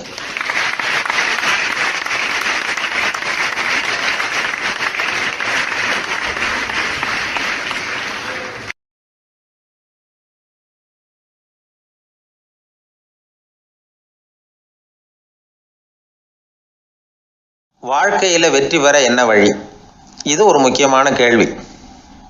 இதுக்கு எல்லாரும் பொதுவாக சொல்கிற ஒரு பதில், உழைச்சா வெற்றி பெறலாம் அப்படிங்கிறது தான். வாழ்க்கையில் வெற்றி பெற உழைப்பு மட்டும் இருந்தால் போதாது, நேர்மையும் வேணும் அப்படிங்கிறார் பால் ஹாஃப்மேன். இவர் யார் தெரியுமா? இவர் ஒரு பெரிய பொருளாதார நிபுணர். 2வது உலகப் போர் முடிஞ்ச சமயம் அப்போ இவர் அமெரிக்காவின் நிதி ஆலோசகராக இருந்தார். தன்னுடைய வாழ்க்கையில் நடந்த பழைய நிகழ்ச்சி ஒன்று அவர் சொன்னார். இளம் வயசில் படித்து முடித்ததும் அவர் வேலை தேடிக்கிட்டு இருந்தாராம். அப்போது ஒரு கால்நடை வைத்தியர்கிட்ட போய் வேலை கேட்டிருக்கார். இவர் அங்கே போன சமயத்தில் அந்த டாக்டர் தன்னுடைய பழைய கார் ஒன்றை விற்பனை செய்யறதுக்காக வேற ஒருத்தர்கிட்ட பேரம் பேசிக்கிட்டு இருந்தார். வாங்க வந்தவர் இவர்கிட்ட அந்த காரை பற்றின விவரம்லாம் கேட்டுக்கிட்டு இருந்தார். கார் நல்ல நிலைமையில் இருக்குமா அப்படிங்கிற கவலை அவருக்கு. எல்லா விவரங்களையும் கேட்டுக்கிட்டு அவர் கடைசியாக சொன்னார், டாக்டர், இந்த காரை நீங்களே என்னுடைய ஊருக்கு ஓட்டிகிட்டு வர வேண்டியது. கார் எந்த ரிப்பேரும் ஆகாமல் என்னுடைய ஊருக்கு சேர்ந்துட்டுதுன்னா அங்கேயே நான் பணம் கொடுத்து இந்த காரை வாங்கிக்கிறேன் அப்படின்னார். நம்ம கார் அவ்வளோ தூரத்துக்கு வழியில் எந்த கோளாறும் இல்லாமல் போய் சேருமா அப்படிங்கிற சந்தேகம் டாக்டருக்கு. அவர் என்ன செஞ்சார் தெரியுமா? தன்கிட்ட வேலை கேட்டு வந்திருந்த இளைஞர் பால் ஹாஃப்மேனை கூப்பிட்டார். அவர்கிட்ட சொன்னார், இதை பாருப்பா, இந்த காரை நீ அவருடைய ஊர் வரைக்கும் நல்லபடியாக ஓட்டிகிட்டு போய் சேர்த்துட்டீன்னா உனக்கு நான் வேலை கொடுத்து விட்றேன். அது மட்டும் இல்லை, காரு விற்கிற தொகையில் கமிஷனும் கொடுக்குறேன், என்ன சம்மதமா அப்படின்னு கேட்டார். ஹாஃப்மேன் யோசனை பண்ணார். அதுக்கப்புறம் சரின்னு சொல்லி சம்மதிச்சார். கொஞ்ச நேரத்தில் அவரும் கார் வாங்க வந்தவரும் புறப்பட்டாங்க. இவர் ரொம்ப சிரமப்பட்டு வழியில் எங்கேயும் நிறுத்தாமல் காரை ரொம்ப சாமர்த்தியமாக ஓட்டிகிட்டு போய் சேர்த்துட்டார். இவரை அழைச்சிக்கிட்டு வீட்டுக்குள்ளே போனார். அப்புறம் கேட்டார், இதை பார்ப்பா, இப்போ சொல்லு, இந்த காரோட நிலைமை இப்போ எப்படி இருக்குது? உண்மையிலேயே இது நல்ல நிலைமையில் இருக்குதா? உன்னுடைய மனசாட்சிப்படி பதில் சொல் அப்படின்னார். இவரும் உடனே காரு நல்ல நிலைமையில தான் இருக்குது அப்படின்னு சொல்கிறதுக்கு வாயை திறந்தார். அதுக்குள்ளே பார்வை எதிரில் உள்ள சுவர் மேலே பட்டுது. அங்கே இயேசுநாதர் படம் ஒன்று மாட்டியிருந்தாங்க. அதுக்கு அடியில் எழுதியிருந்த வாசகம் என்னன்னா, நீ பேசும் ஒவ்வொரு வார்த்தையையும் இயேசு கவனித்து கொண்டிருக்கிறார் அப்படின்னு இருந்தது. அந்த வரிகளை பார்த்தார். உடனே காரு சரியில்லை அப்படிங்கிற உண்மையை சொல்லிவிட்டார். இவர் இப்படி சொன்னதும் இவரை ரொம்ப ஆச்சரியமாக பார்த்தார். இவர்கிட்ட இருந்த நேர்மை அவரை சிந்திக்க வச்சது. உன்னுடைய நேர்மையை பாராட்டுறேன், உனக்கு கமிஷன் கிடைக்கணுங்கிறதுக்காகவே நான் இந்த காரை வாங்கிக்கிறேன்னார். இப்போ அவர் திகைச்சு போய் நின்னார். மறுபடியும் அவர் சொன்னார், நீ காரை ஓட்டிகிட்டு வரும்பொழுதே உன்னுடைய திறமையை பார்த்தேன், உனக்கு விருப்பம் இருந்தால் நீ என்கிட்டயே வேலைக்கு சேர்ந்துடலாம் அப்படின்னார். பால் ஹாஃப்மேன் அவர்கிட்ட வேலைக்கு சேர்ந்தார். படிப்படியாக முன்னேறினார். கடைசியில் பார்த்தீங்கன்னா அமெரிக்காவினுடைய நிதி ஆலோசகராக ஆனார். அதுக்கப்புறம் அவர் அந்த பழைய சம்பவத்தை எப்பவும் மறக்கறதில்ல, அடிக்கடி சொல்கிறது உண்டு. அதனால் இதிலேருந்து நாம் தெரிஞ்ச வேண்டியது என்னென்னா, வாழ்க்கையில் முன்னுக்கு வரணும்னா உழைப்பு மட்டும் போதாது, நேர்மையும் வேணும். ஆனால் இந்த காலத்தில் சிலருடைய நேர்மை நமக்கு ஆச்சரியமாக கூட இருக்கும். ஒருத்தர் புஸ்தக கடை வச்சுருந்தார். ரொம்ப நேரமாக தேடி ஒரு புத்தகத்தை கையில் எடுத்தார். அதுக்கு பில் போட சொன்னார். அந்த புத்தக கடைக்கு வந்த இன்னொருத்தர் பில் போடுறவர், சார் இந்த புத்தகம் மகா அறுவை, மகா மட்டம், இது வேணாம் உங்களுக்கு, வேற ஏதாவது ஒன்று பாருங்கன்னார். புத்தக கடை வச்சிருக்கிறவரே இப்படி சொன்னார். வாங்க வந்தவர் இவர் ஆச்சரியமாக பார்த்தார். உங்கள் நேர்மையை பாராட்டுறேன், அது சரி, இந்த புத்தகத்தை ஏற்கனவே நீங்கள் படித்து பார்த்துட்டீங்களான்னு கேட்டார். அதை படித்து வேற பார்க்கணுமான்னார். அப்புறம் எப்படி இது மகாமட்டம்னு சொல்கிறீங்க அப்படின்னார். அதை எழுதினவனே நான் தான் சார் அப்படின்னார் அவர். இது ஒரு விதமான நேர்மை, நேர்மையை ஒத்துக்கிறது. எப்படி இருந்தாலும் வாழ்க்கையில் உழைப்பும் நேர்மையும் உயர்வதற்கு வழிகள். உழைப்பை விட நேர்மை முக்கியம் அப்படிங்கிறத புரிந்து கொண்டால் வாழ்க்கையில் வெற்றி நிச்சயம்.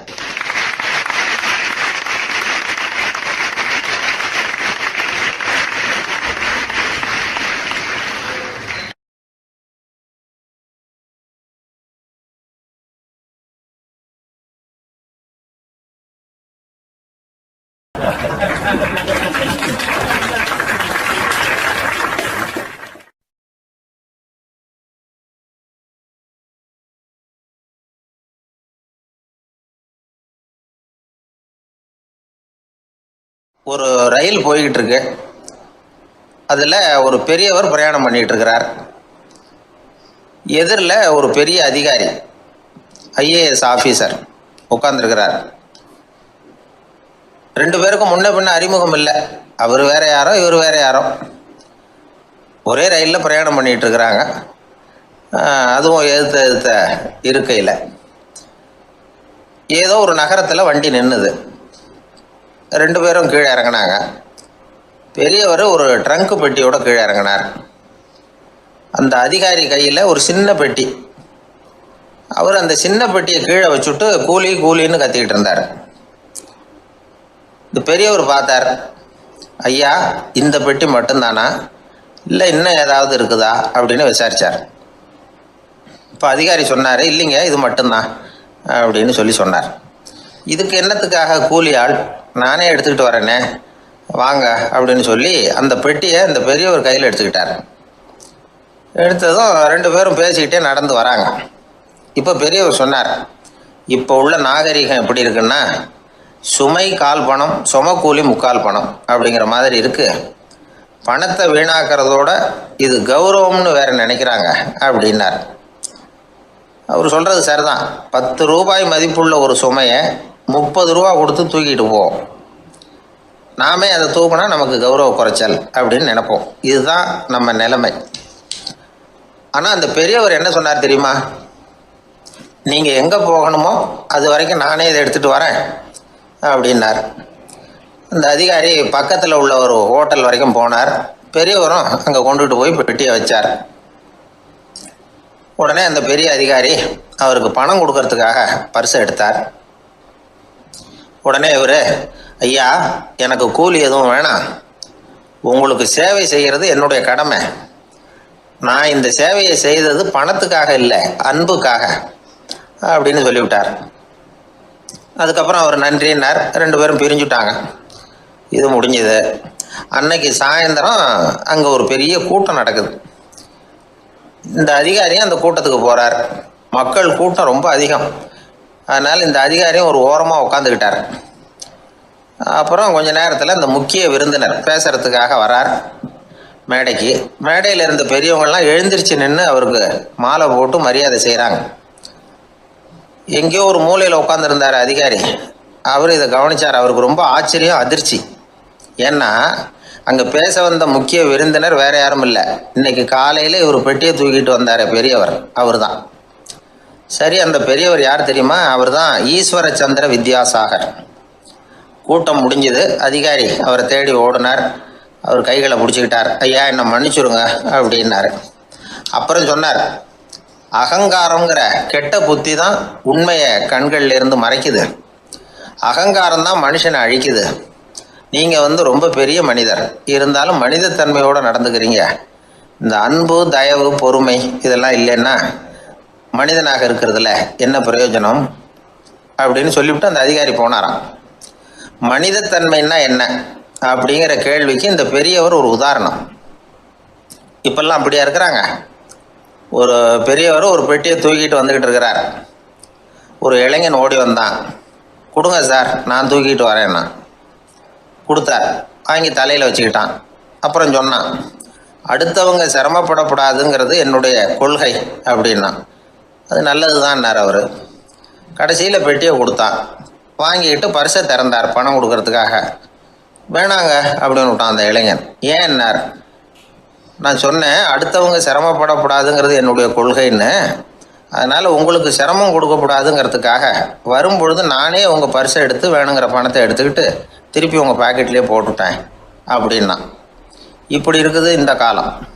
அதனால் வாழ்க்கையில் அன்பு, தயவு, பொறுமை இதெல்லாம் ரொம்ப அவசியம் அப்படிங்கிறத நாம் புரிஞ்சுக்கணும்.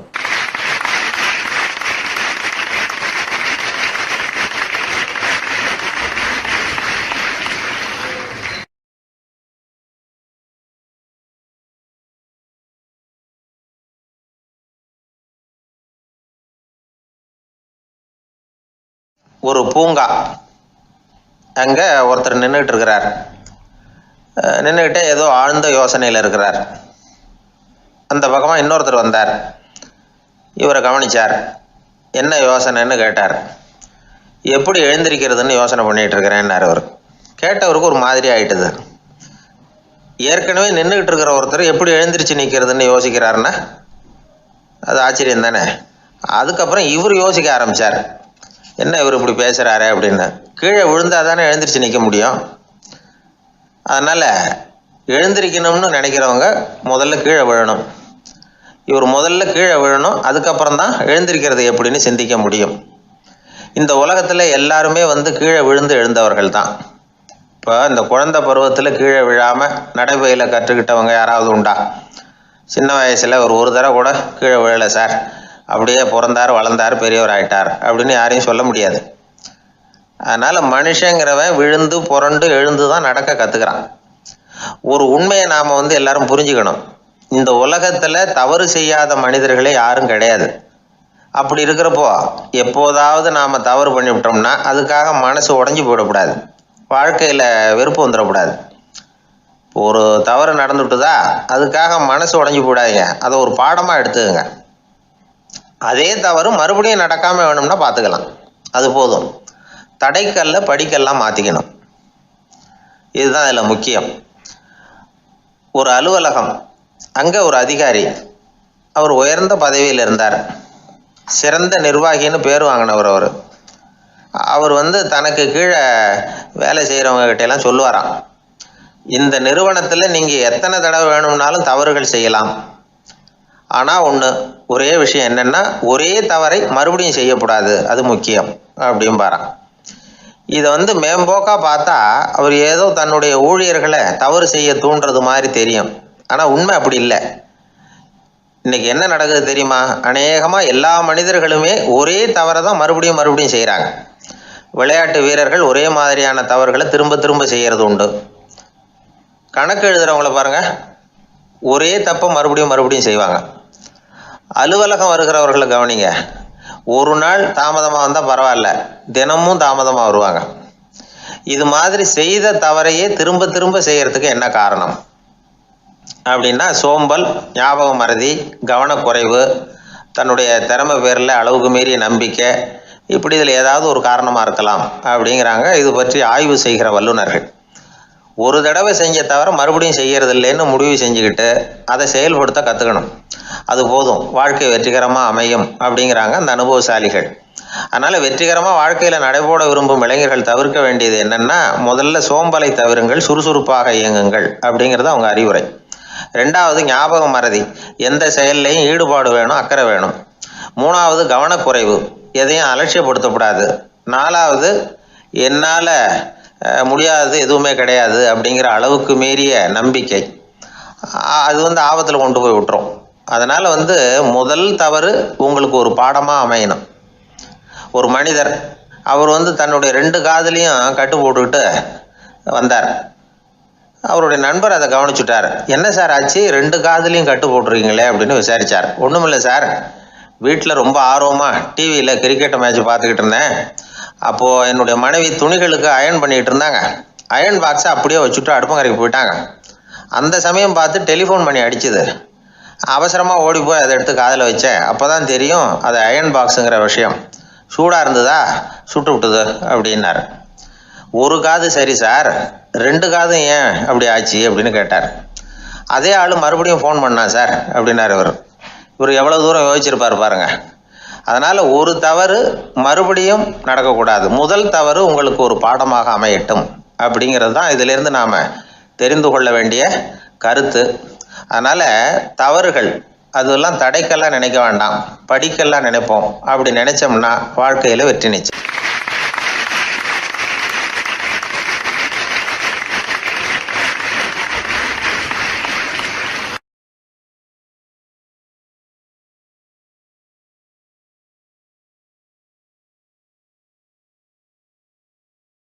ஒரு மனிதர் அவர் யாருக்கிட்டே தொலைபேசியில் பேசிகிட்டு இருக்கிறார். கொஞ்சம் தூரத்தில் நாம் நிற்கிறோம். எட்டத்தில் இருந்துக்கிட்டு அவரை கவனிக்கிறோம். அவர் ஃபோனில் பேசுகிறத, அவர் பேசுகிற வார்த்தைகள் என்ன அப்படிங்கிறது நம்ம காதில் விழலை. ஆனாலும் அவர் பேசிக்கிட்டு இருக்கிறது நல்ல செய்தியா கெட்ட செய்தியா அப்படிங்கிறத நம்மளால் யூகிக்க முடியும். மகிழ்ச்சியான செய்தியை பேசும்போது முகம் மலருது, புன்னகை பூக்குது. இதில் ஒன்று நீங்கள் கவனிக்கணும், தொலைபேசியில் நாம் பேசுகிறப்போ நம்மோட பேசுகிறவர் எதிரில் இல்லை. அவர் தொலைபேசி வழியாக நம்ம குரலை மட்டும்தான் கேட்க போகிறார், நம்ம முகத்தை அவர் பார்க்க போகிறதில்ல. அப்படி இருந்தும் அப்போ நம்ம முகம் ஏன் மலரணும் அப்படின்னா, இதுதான் உடல் மொழி, பாடி லாங்குவேஜ் அப்படின்னு சொல்கிறாங்க. நம்ம அறியாமலேயே நம்ம உடம்பு செய்திகளை தெரிவிக்குது பாருங்கள், அதுதான் உடல் மொழி. ஒரு மனிதர் தொலைபேசியில் பேசிக்கிட்டு இருக்கிறத நீங்கள் தூரத்தில் இருந்து கவனிச்சுக்கிட்டே அவர் நண்பரோட பேசுகிறாரா, மனைவியோட பேசுகிறாரா, குழந்தையோட பேசுகிறாரா, இல்லை மேல் அதிகாரிகிட்ட பேசுகிறாரா, அல்லது அவருக்கு கீழே பணிபுரிகிறவர்கள்கிட்ட பேசுகிறாரா அப்படிங்கிறத கண்டுபிடிக்கலாம். அதுக்கு காரணம் அவருடைய உடல் மொழி. இந்த உடல் மொழி கூட நம்ம வாழ்க்கையின் முன்னேற்றத்துக்கு பயன்படும். இதை பற்றியெல்லாம் கூட சில நிபுணர்கள் ஆராய்ச்சி பண்ணி பார்த்துருக்குறாங்க. அவங்க சில விவரங்களை சொல்கிறாங்க. குறிப்பாக ஒருத்தர் தன்னுடைய நாற்காலியில் கிட்டத்தட்ட படுத்துக்காத குறையாக உட்காந்துருக்கிறாருன்னு வச்சுக்கோங்க. எதிர இருக்கிறவர் பேசுறது அவருக்கு பிடிக்கலன்னு அர்த்தமா. தலையை சொரிஞ்சிக்கிறது, வேறு வேறு திசைகளில் பார்க்குறது, கொட்டாவி விடுறது, கால்களை மாற்றி போட்டு உட்கார்றது, களைப்பாக கை விரல்களை அப்படியே பின்னிக்கிறது, அடிக்கடி கடிகாரத்தை பார்க்குறது, இப்படிலாம் ஒருத்தர் பண்ணிக்கிட்டு இருக்கிறாருன்னா நாம் கூடிய சீக்கிரம் அந்த இடத்த விட்டு எழுந்திரிச்சு வந்துடுறது நல்லது. ஏன்னா இதெல்லாம் அவருடைய சலிப்பு, சோர்வு, ஆர்வமின்மை, இதுக்கு அடையாளங்கள். நம்முடைய பேச்சு அவரை சலிப்படைய வச்சுட்டுதுன்னு அர்த்தம். அவர் ரொம்பவும் சோர்ந்து போயிட்டாருன்னு பொருள். நம்முடைய பேச்சில் அவருக்கு ஆர்வம் இல்லைன்னு அர்த்தம். அதே நேரத்தில் நாற்காலியின் நுனியில் அமர்ந்து உடலை முன்னுக்கு நகர்த்தி எதிர இருக்கிறவரின் கண்களை பார்த்துக்கிட்டே பேசினாலும் சரி அல்லது பேச்சை கேட்டாலும் சரி உங்கள் பேரில் மற்றவங்களுக்கு உள்ள பிடிப்பு அதிகரிக்கும். நாம் எப்படிப்பட்டவருங்கிறத நம்ம உடம்பும் நடை உடை பாவனையும் அடுத்தவங்களுக்கு காட்டி கொடுத்துரும். உங்கள் உடம்பு, உங்கள் பார்வை, நடை, உட்கார்ற விதம் இதை வச்சுக்கிட்டே நீங்கள் பொறுப்புள்ளவரா, முரடரா, அலட்சியமானவரா, மரியாதை தெரிஞ்சவரா, அடக்கமானவரா, நம்பிக்கைக்கு உரியவரா, நாணயம் இல்லாதவரா, பயந்தவரா, திறமைசாலியா, அப்பாவியா அப்படிங்கிறதையெல்லாம் கண்டுபிடிச்சிடலாம். அதனால் இந்த உடல் மொழியை புரிஞ்சுக்கிட்டு நம்மளை கொஞ்சம் சரிப்படுத்திக்கிட்டோம்னா வாழ்க்கையில் சுலபமாக பல காரியங்களை சாதிக்க முடியும். ஒரு மனநல மருத்துவமனை, அங்கே ஒருத்தர் ஒரு நாற்காலியில் உட்காந்துக்கிட்டு கார் ஓட்டுறது மாதிரி அப்படி பாவனை பண்ணிகிட்டு இருந்தார். ஸ்டியரிங்கை திருப்புறது மாதிரி, பின்னாடி வர்ற வண்டியை நிற்க சொல்கிறது மாதிரி, அப்புறம் இவர் ஒதுங்கிக்கிட்டு அவருக்கு வழி விடுறது மாதிரி இப்படிலாம் சேட்டைகள் பண்ணிக்கிட்டு இருந்தார் மனநல மருத்துவமனையில். இதை பார்த்துக்கிட்டு இருந்த ஒருத்தர் பக்கத்தில் இருந்த இன்னொருத்தர்கிட்ட கேட்டார், இவர் ஏன் இப்படி பண்ணுறாரு, இவருக்கு ஏன் அப்படி வந்தது நிலைமை அப்படின்னு சொல்லி அவர் விசாரித்தார். அப்போ அவர் விவரம் சொன்னார். வேறு ஒன்றும் இல்லைங்க, இவருக்கு கார் ஓட்டணும்னு ஆசை ரொம்ப காலமாக, அது நிறைவேறாமல் போயிட்டுது. அதுக்கப்புறம் அவர் மனநோயாளியை மாறிட்டார். இங்கே அழைச்சிட்டு வந்தாங்க. இங்கே அழைச்சிட்டு வந்ததுலேருந்து அப்படி தான் பண்ணிகிட்டு இருக்கிறார். அவர் கார் ஓட்டுறது மாதிரிலாம் பாவனை பண்ணிகிட்டு இருப்பார், திருப்புறது மாதிரி பண்ணுவார், பின்னாடி வர்றவங்களுக்கு இடம் விடுவார், இப்படிலாம் செய்கிறார் அப்படின்னு விவரம் சொன்னாங்க. நீங்கள் சொல்லப்படாதா, இப்போ நீங்கள் கார் ஓட்டலை, வெறும் நாற்காலியில் தான் உட்காந்துருக்குறீங்க அப்படின்னு நீங்கள் சொல்லப்படாதா அவருக்கு அப்படின்னு கேட்டாங்க. அது முடியாதுங்க, ஏன்னா அந்த காரை கழுவுறதுக்காக அவர் தினமும் எனக்கு 10 ரூபா கொடுத்துக்கிட்டு இருக்கிறார் அப்படின்னாராம் அங்கே வேலை செஞ்சுக்கிட்டு இருந்த ஒருத்தர். அதனால் வாழ்க்கையில் நாம் இந்த உடல் மொழியை புரிஞ்சுக்கணும். உடல் மொழிங்கிறது இப்போ ஆரம்பத்தில் சொன்னது மாதிரி அந்த தொலைபேசியில் பேசுகிறவங்கள தூரத்திலேருந்து பார்த்தாவே அவர் யாருக்கிட்ட பேசுகிறார், என்ன பேசுகிறாருன்னு தெரியும். நம்ம முகத்தை நல்லா வச்சுக்கணும். உடல் மொழியை நம்ம புரிஞ்சுக்கிட்டு பயன்படுத்த ஆரம்பித்தோம்னா எந்த முயற்சி பண்ணினாலும் அதில் வெற்றி நிச்சயம்.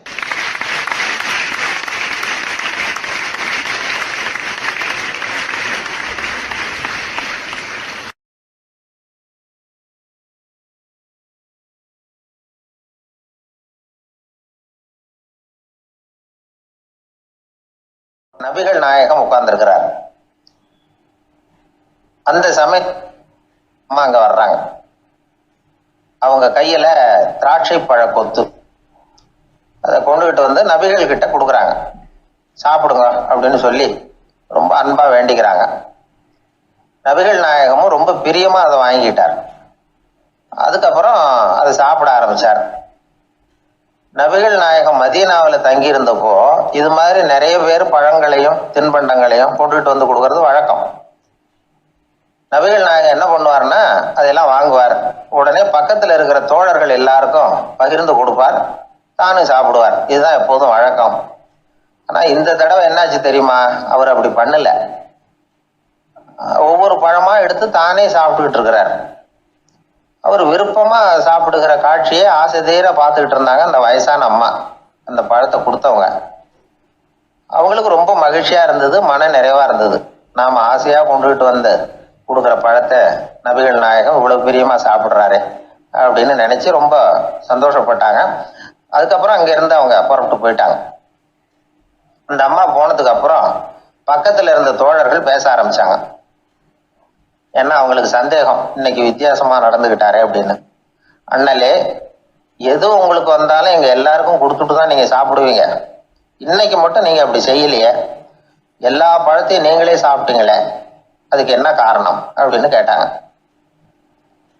இப்படி கேட்கறதுனால நாயகம் அதை தப்பா புரிஞ்சுக்க மாட்டார் அப்படிங்கிறது அவங்களுக்கு தெரியும். யாரும் எதையும் அவர்கிட்ட கேட்கலாம், அப்படி கேட்கறதுக்கு உரிமை உண்டு. இந்த ஜனநாயக முறைகளுக்கு அவர்கள் கொடுத்த மரியாதை இது. தோழர்களின் கேள்விக்கு நபிகள் பதில் சொல்ல ஆரம்பிச்சார். நண்பர்களே, அந்த அம்மா ரொம்ப பிரியமா அந்த பழங்களை என்கிட்ட கொண்டுகிட்டு கொடுத்தாங்க. முதல்ல ஒரு பழத்தை எடுத்து வாயில போட்டு பார்த்தேன், அது ரொம்ப புளிப்பா இருந்தது, சாப்பிடுறது ரொம்ப கஷ்டம். உங்ககிட்ட யாருக்காவது அதை கொடுத்துருந்தா அதுல வாயில போட்டதும் புளிப்பு தாங்காம முகம் சுழிச்சிருப்பீங்க. அதை அந்த அம்மா பார்த்துட்டாங்கன்னா வருத்தப்பட்டிருப்பாங்க. ஆசையாக கொண்டுகிட்டு வந்து நமக்கு கொடுத்துருக்குறாங்க. அவங்க அன்பான மனசை நோகடிக்கிறதுக்கு நான் விருப்பப்படலை. அதனால் முகம் சுளிக்காமல் சாப்பிடணுமேங்கிறதுக்காகத்தான் அந்த பழங்கள் பூராவே நானே சாப்பிட்டுட்டேன் அப்படின்னு புன்முறுவலோட பதில் சொன்னாராம் நபிகள் நாயகம். இன்னொருத்தர் மனசு புண்படக்கூடாதுங்கிறதுக்காக புளிப்பையும் இனிப்பாக ஏற்றுக்கொள்ளுகிற பண்பாடு இருக்கு பாருங்க, அது ஒரு பெரிய நாகரிகம். அது எல்லாருக்கும் சுலபமாக வந்துடாது. நல்லா இருக்கிற பழத்தையே என்ன இவ்வளவு மோசமாக இருக்குன்னு சொல்லுகிறவர்கள் தான் நம்மகிட்ட அதிகம். இந்த காலத்தில் இல்வாழ்க்கையில் இந்த நாகரிகத்தை சில பேர் கடைபிடிக்கிறது உண்டு. நல்லா இருக்க இல்லையோ முகம் சுளிக்காம சாப்பிட்ருவாங்க. ஏன்னு கேட்டால், எதுக்காக சார் வீண் வம்பு, ஏதோ நமக்குன்னு கொடுத்து வச்சது அவ்வளவுதான் அப்படின்னு நினச்சிக்கிட்டு போக வேண்டியது தானே அப்படிம்பாங்க. இவங்கெல்லாம் கூட ஒரு விதத்தில் பண்பாடு தெரிஞ்சவர்கள் தான். ஒரு ஆள் ஊரெல்லாம் சுற்றி விட்டு கடைசியில் அழுத்து போய் ஒரு ஹோட்டலுக்குள்ளே நுழைஞ்சானான். ரொம்ப களைப்பாக இருந்தது அவனுக்கு. அதனால ரொம்ப களைப்படைஞ்சு போய் ஒரு நாற்காலியில் போய் உட்காந்துருக்கிறான். இவனை பார்த்து தான் சர்வர் ஓடி வந்தார். சார் உங்களுக்கு என்ன வேணும்னு கேட்டார். எனக்கு தேவை 2 தோசையும் கொஞ்சம் அன்பான வார்த்தைகளும் அப்படின்னா. சர்வர் உள்ள போனார், 2 தோசையை கொண்டாந்து வச்சார். அன்பான வார்த்தை கேட்டனே அப்படின்னா இவன்.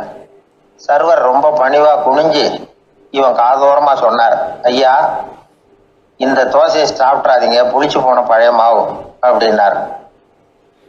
இது பாருங்க, அன்பான வார்த்தையும் 2 தோசையும் கேட்டார், கொண்டாந்து கொடுத்துட்டார். இப்படி இருக்கிறவர்களும் இன்றைய மனிதர்கள்ல அதிகம். அதனால மனிதர்கள் ஒவ்வொருத்தரும் ஒவ்வொரு விதம்.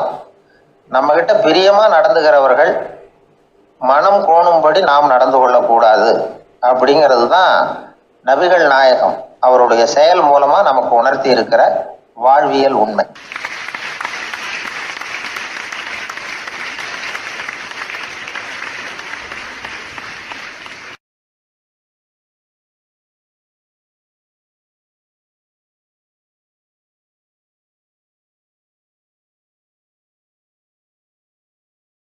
ஊர்ல ஒரு சிற்பி இருந்தார். சிற்பின்னா அவர் ரொம்ப திறமையுள்ளவர். அதாவது எங்கேயாவது ஒரு கல் கிடந்தா போதும், அதை அப்படியே எடுத்துகிட்டு வருவார். கொஞ்ச நாள் கழித்து அவர் இடத்துக்கு போய் பார்த்தா அழகாக ஒரு சிற்பம் உட்காந்துருக்கும். இந்த கல்லாக கிடந்தது சிற்பமாக மாறி இருக்கும். அந்த அளவுக்கு பண்ணிவிடுவார். அப்பேற்பட்ட சிற்பி. எப்படிங்க அவ்வளவு மோசமான ஒரு கல்லில் இருந்து இவ்வளவு அழகாக ஒரு சிற்பத்தை உங்களால் வடிக்க முடிஞ்சுது அப்படின்னு கேட்டால், அது ஒன்றும் பெரிய விஷயம் இல்லைங்க. இந்த சிற்பம் ஏற்கனவே அந்த கல்லுக்குள்ளே இருந்தது. இதை சுற்றி இருக்கிற வேண்டாத பகுதிகளெல்லாம் உளியால் கொத்தி எடுத்துவிட்டேன், அவ்வளவுதான் என் வேலை. உடனே உள்ளே இருந்த இது வெளியில் வந்துட்டுது அப்படிம்பார். அந்த அளவுக்கு திறமைசாலி. ஒரு சின்ன பாறை இல்லைன்னா கருங்கல்ல பார்த்துட்டாருன்னா போகிறோம், விடமாட்டார். அந்த கல்லோட அமைப்பை கவனித்து பார்த்துட்டு இதுக்குள்ளே ஒரு வீரன் ஒளிஞ்சிருக்காம்பார். அவர் கண்ணுக்கு தெரியும். இந்த கல்லுக்குள்ளே ஒரு துறவி உட்காந்துருக்காரும்பார். நமக்கெல்லாம் வெறும் கல்லாக தான் தெரியும். இந்த கல்லுக்குள்ளே ஒரு நடன மங்கை நடனம் ஆடிக்கிட்டு இருக்கா அப்படிம்பார். உடனே அந்த கல்லை கொண்டுகிட்டு வருவார். அவர் சொன்னது மாதிரியே உள்ளே இருக்கிற அவங்களையெல்லாம் வெளியில் கொண்டுகிட்டு வந்துடுவார். அதாவது வேண்டாத பகுதிகளெல்லாம் கொத்தி எடுத்துருவார். அவர் மொழியில் சொல்லப்போனால், இந்த சிற்பிக்கு ரொம்ப நாளாக மனசுக்குள்ள ஒரு ஆசை. அதாவது உண்மை, தூய்மை, இதுக்கு உதாரணமாக இருக்கக்கூடிய புத்தர் சிலையை வடிக்கணும் அப்படிங்கிறது அவரோட ஆசை. ஆனால் அந்த ஆசை நிறைவேறாமலே இருந்துக்கிட்டு வந்தது. அதுக்கு என்ன காரணம்னா, அதுக்கு தகுந்த மாதிரி ஒரு கல் கிடைக்கல. கல் கிடைச்சா அதை செஞ்சுருவார். ரொம்ப காலமாக அங்கே இங்கே தேடி அலைஞ்சார். இந்த புத்தர் சிலை வடிக்கிறதுக்கு பொருத்தமாக ஒரு கல் கிடைக்குமா அப்படின்னு சொல்லி கண்ணில் படுற கல்லையெல்லாம் உத்து உத்து பார்ப்பார். உள்ளே புத்தர் இருக்காரான்னு கவனிப்பார். இருக்கிற மாதிரி எதுவும் தெரியல அவர் கண்ணுக்கு. சரி, இதுக்கு என்ன செய்யலாம்னு யோசனை பண்ணார். நேராக ஒரு புத்த மடாலயத்துக்கு போனார். அங்கே இருக்கிற ஒரு புத்த துறவியை சந்தித்தார். அவர்கிட்ட விசாரித்தார், சுவாமி, புத்தரின் தூய்மை ஒளிஞ்சிருக்கிற அந்த கல் எங்கே கிடைக்கும் அப்படின்னார். அந்த கல் இருக்கிற இடம் எதுன்னு இன்னமும் உங்களுக்கு தெரியலையா அப்படின்னு கேட்டார் துறவி. இல்லைங்க, அதுக்காகத்தான் அலைஞ்சிக்கிட்டு இருக்கிறேன் அப்படின்னார் இவர். சரி, கவலைப்படாதீங்க, என் கூட வாங்க காட்டுறேன் அப்படின்னு அழைச்சிட்டு போனார். எங்கே போனார்னா அந்த மடாலயத்தின் பின்பக்கம் போனாங்க. 2 பேரும் போனாங்க. அங்கே போய் பார்த்தா அங்கே ஒரு கிணறு இருந்தது. என்ன அது, நாம் கேட்டது கல், இவர் அழைச்சிட்டு வந்து காட்டுறது கிணறு அப்படின்னு இவருக்கு சந்தேகம். ஒரு மாதிரியாக பார்த்தார். அவர் சொன்னார், துறவி எட்டி பாருங்க உள்ள அப்படின்னாரு. கிணறுக்குள்ளே என்ன இருக்கும்னு இவருக்கு தெரியாதா, இருந்தாலும் அவர் சொல்கிறாரு அப்படின்னு சொல்லி எட்டி பார்த்தார். பார்த்தா அதில் தண்ணி இருந்தது. அந்த தண்ணியில் தன்னோட உருவம் தெரிஞ்சுது. இப்போ அந்த புத்த ஞானி சொன்னார், துறவியாரே, புத்தரை நாம தான் ஒழிச்சு வச்சிருக்கிறோம், நமக்குள்ளே தான் அவர் மறைஞ்சிருக்கிறார். அவரை அடையாளம் தெரியாதபடி மூடி இருக்கிறது எது தெரியுமா? நம்மக்கிட்ட இருக்கிற கோபம், போலித்தனம், பதட்டம், ஆசை, இதெல்லாம் தான். அறிவு அப்படிங்கிற ஒளியால் அதையெல்லாம் செதுக்கி எடுத்துட்டோம்னா அந்த அழகான புத்தர் வெளியில் வந்துடுவார் அப்படின்னு சொன்னார் துறவி.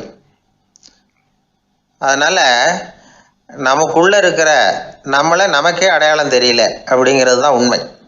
இந்த உண்மையான மனிதன் உள்ளே இருக்கிறான்.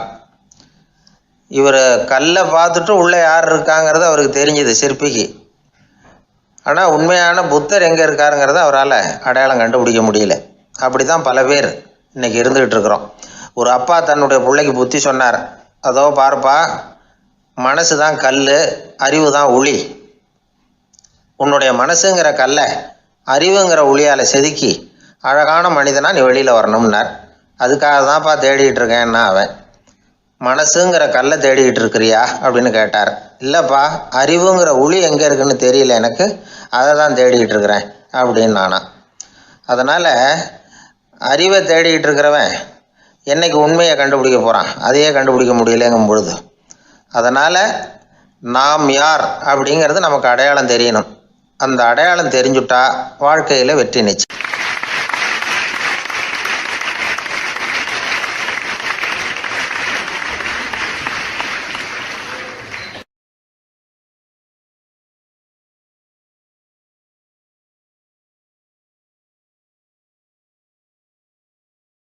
ஒரே ஒரு ஊரில் ஒரு ராஜா இருந்தார், ரொம்ப நல்லவர். ஒரு நாள் அரண்மனையில் விசாரணை நடந்துகிட்டு இருக்குது. அதில் ஒரு வழக்கு. ஒரு விவசாயி வந்து புகார் கொடுக்குறார். என்ன புகார்னா, அவர் வயலில் ஆடுகள் வந்து மேய்ஞ்சி பயிரை அழிச்சுட்டுது. நிறைய உழைச்சி செலவு பண்ணி பயிரை உண்டாக்கி வச்சுருந்தேன், எல்லாம் போயிட்டுது. இனிமேல் நான் என்ன செய்யறது, நீங்கள் தான் சரியான தீர்ப்பு வழங்கணும் அப்படின்னார் அந்த விவசாயி. அந்த ஆடுகளுக்கு சொந்தக்காரர் யாருன்னு கண்டுபிடிச்சி அரண்மனைக்கு அழைச்சிட்டு வாங்கன்னு உத்தரவு போட்டார் ராஜா. சேவகர்கள் போனாங்க, ஆளை கண்டுபிடிச்சாங்க, கூப்பிட்டுக்கிட்டு அரண்மனைக்கு வந்துட்டாங்க. ராஜா விசாரணை பண்ணார். அப்புறம் விசாரித்து முடிச்சுவிட்டு தீர்ப்பு வழங்கினார். இந்த விவசாயி அடைந்திருக்கிற இழப்புக்கு ஈடாக உன்னுடைய ஆடுகளை அவங்ககிட்ட கொடுத்துட வேண்டியது அப்படின்னு சொல்லிவிட்டார். உன்கிட்ட இருக்கிற ஆடு பூரா அவன்கிட்ட கொடுத்துரு, அந்த ஆட்டுனால் ஏற்பட்ட இழப்பு சரியாக போகட்டும் அப்படின்னு தீர்ப்பு வழங்கிட்டார். அந்த மன்னருடைய மகன் இதை பார்த்துக்கிட்டே உட்காந்துருந்தான். இந்த தீர்ப்பை இன்னும் கூட சிறப்பாக வழங்கலாமே அப்படின்னு நினச்சான். அப்பா கிட்ட சொன்னான். உடனே அந்த அரசர், சரி நீயே இதுக்கு சரியான தீர்ப்பு சொல்லு அப்படின்னார். அந்த இளவரசன் தீர்ப்பு சொல்கிறான். அவன் சொன்ன தீர்ப்பு என்னன்னா, உங்ககிட்ட இருக்கிற ஆடுகள் எல்லாத்தையும் 1 வருஷ காலத்துக்கு அந்த விவசாயிகிட்ட ஒப்படைச்சிட வேண்டியது. அந்த 1 வருஷத்துக்குள்ள அந்த ஆடுகள் போடுற குட்டிகள், பால், எரு எல்லாம் விவசாயி எடுத்துக்க வேண்டியது. 1 வருஷத்துக்கு அப்புறம் உங்களுடைய ஆடுகளை நீங்களே திருப்பி வாங்கிக்க வேண்டியது. இதுதான் இளவரசன் சொன்ன தீர்ப்பு.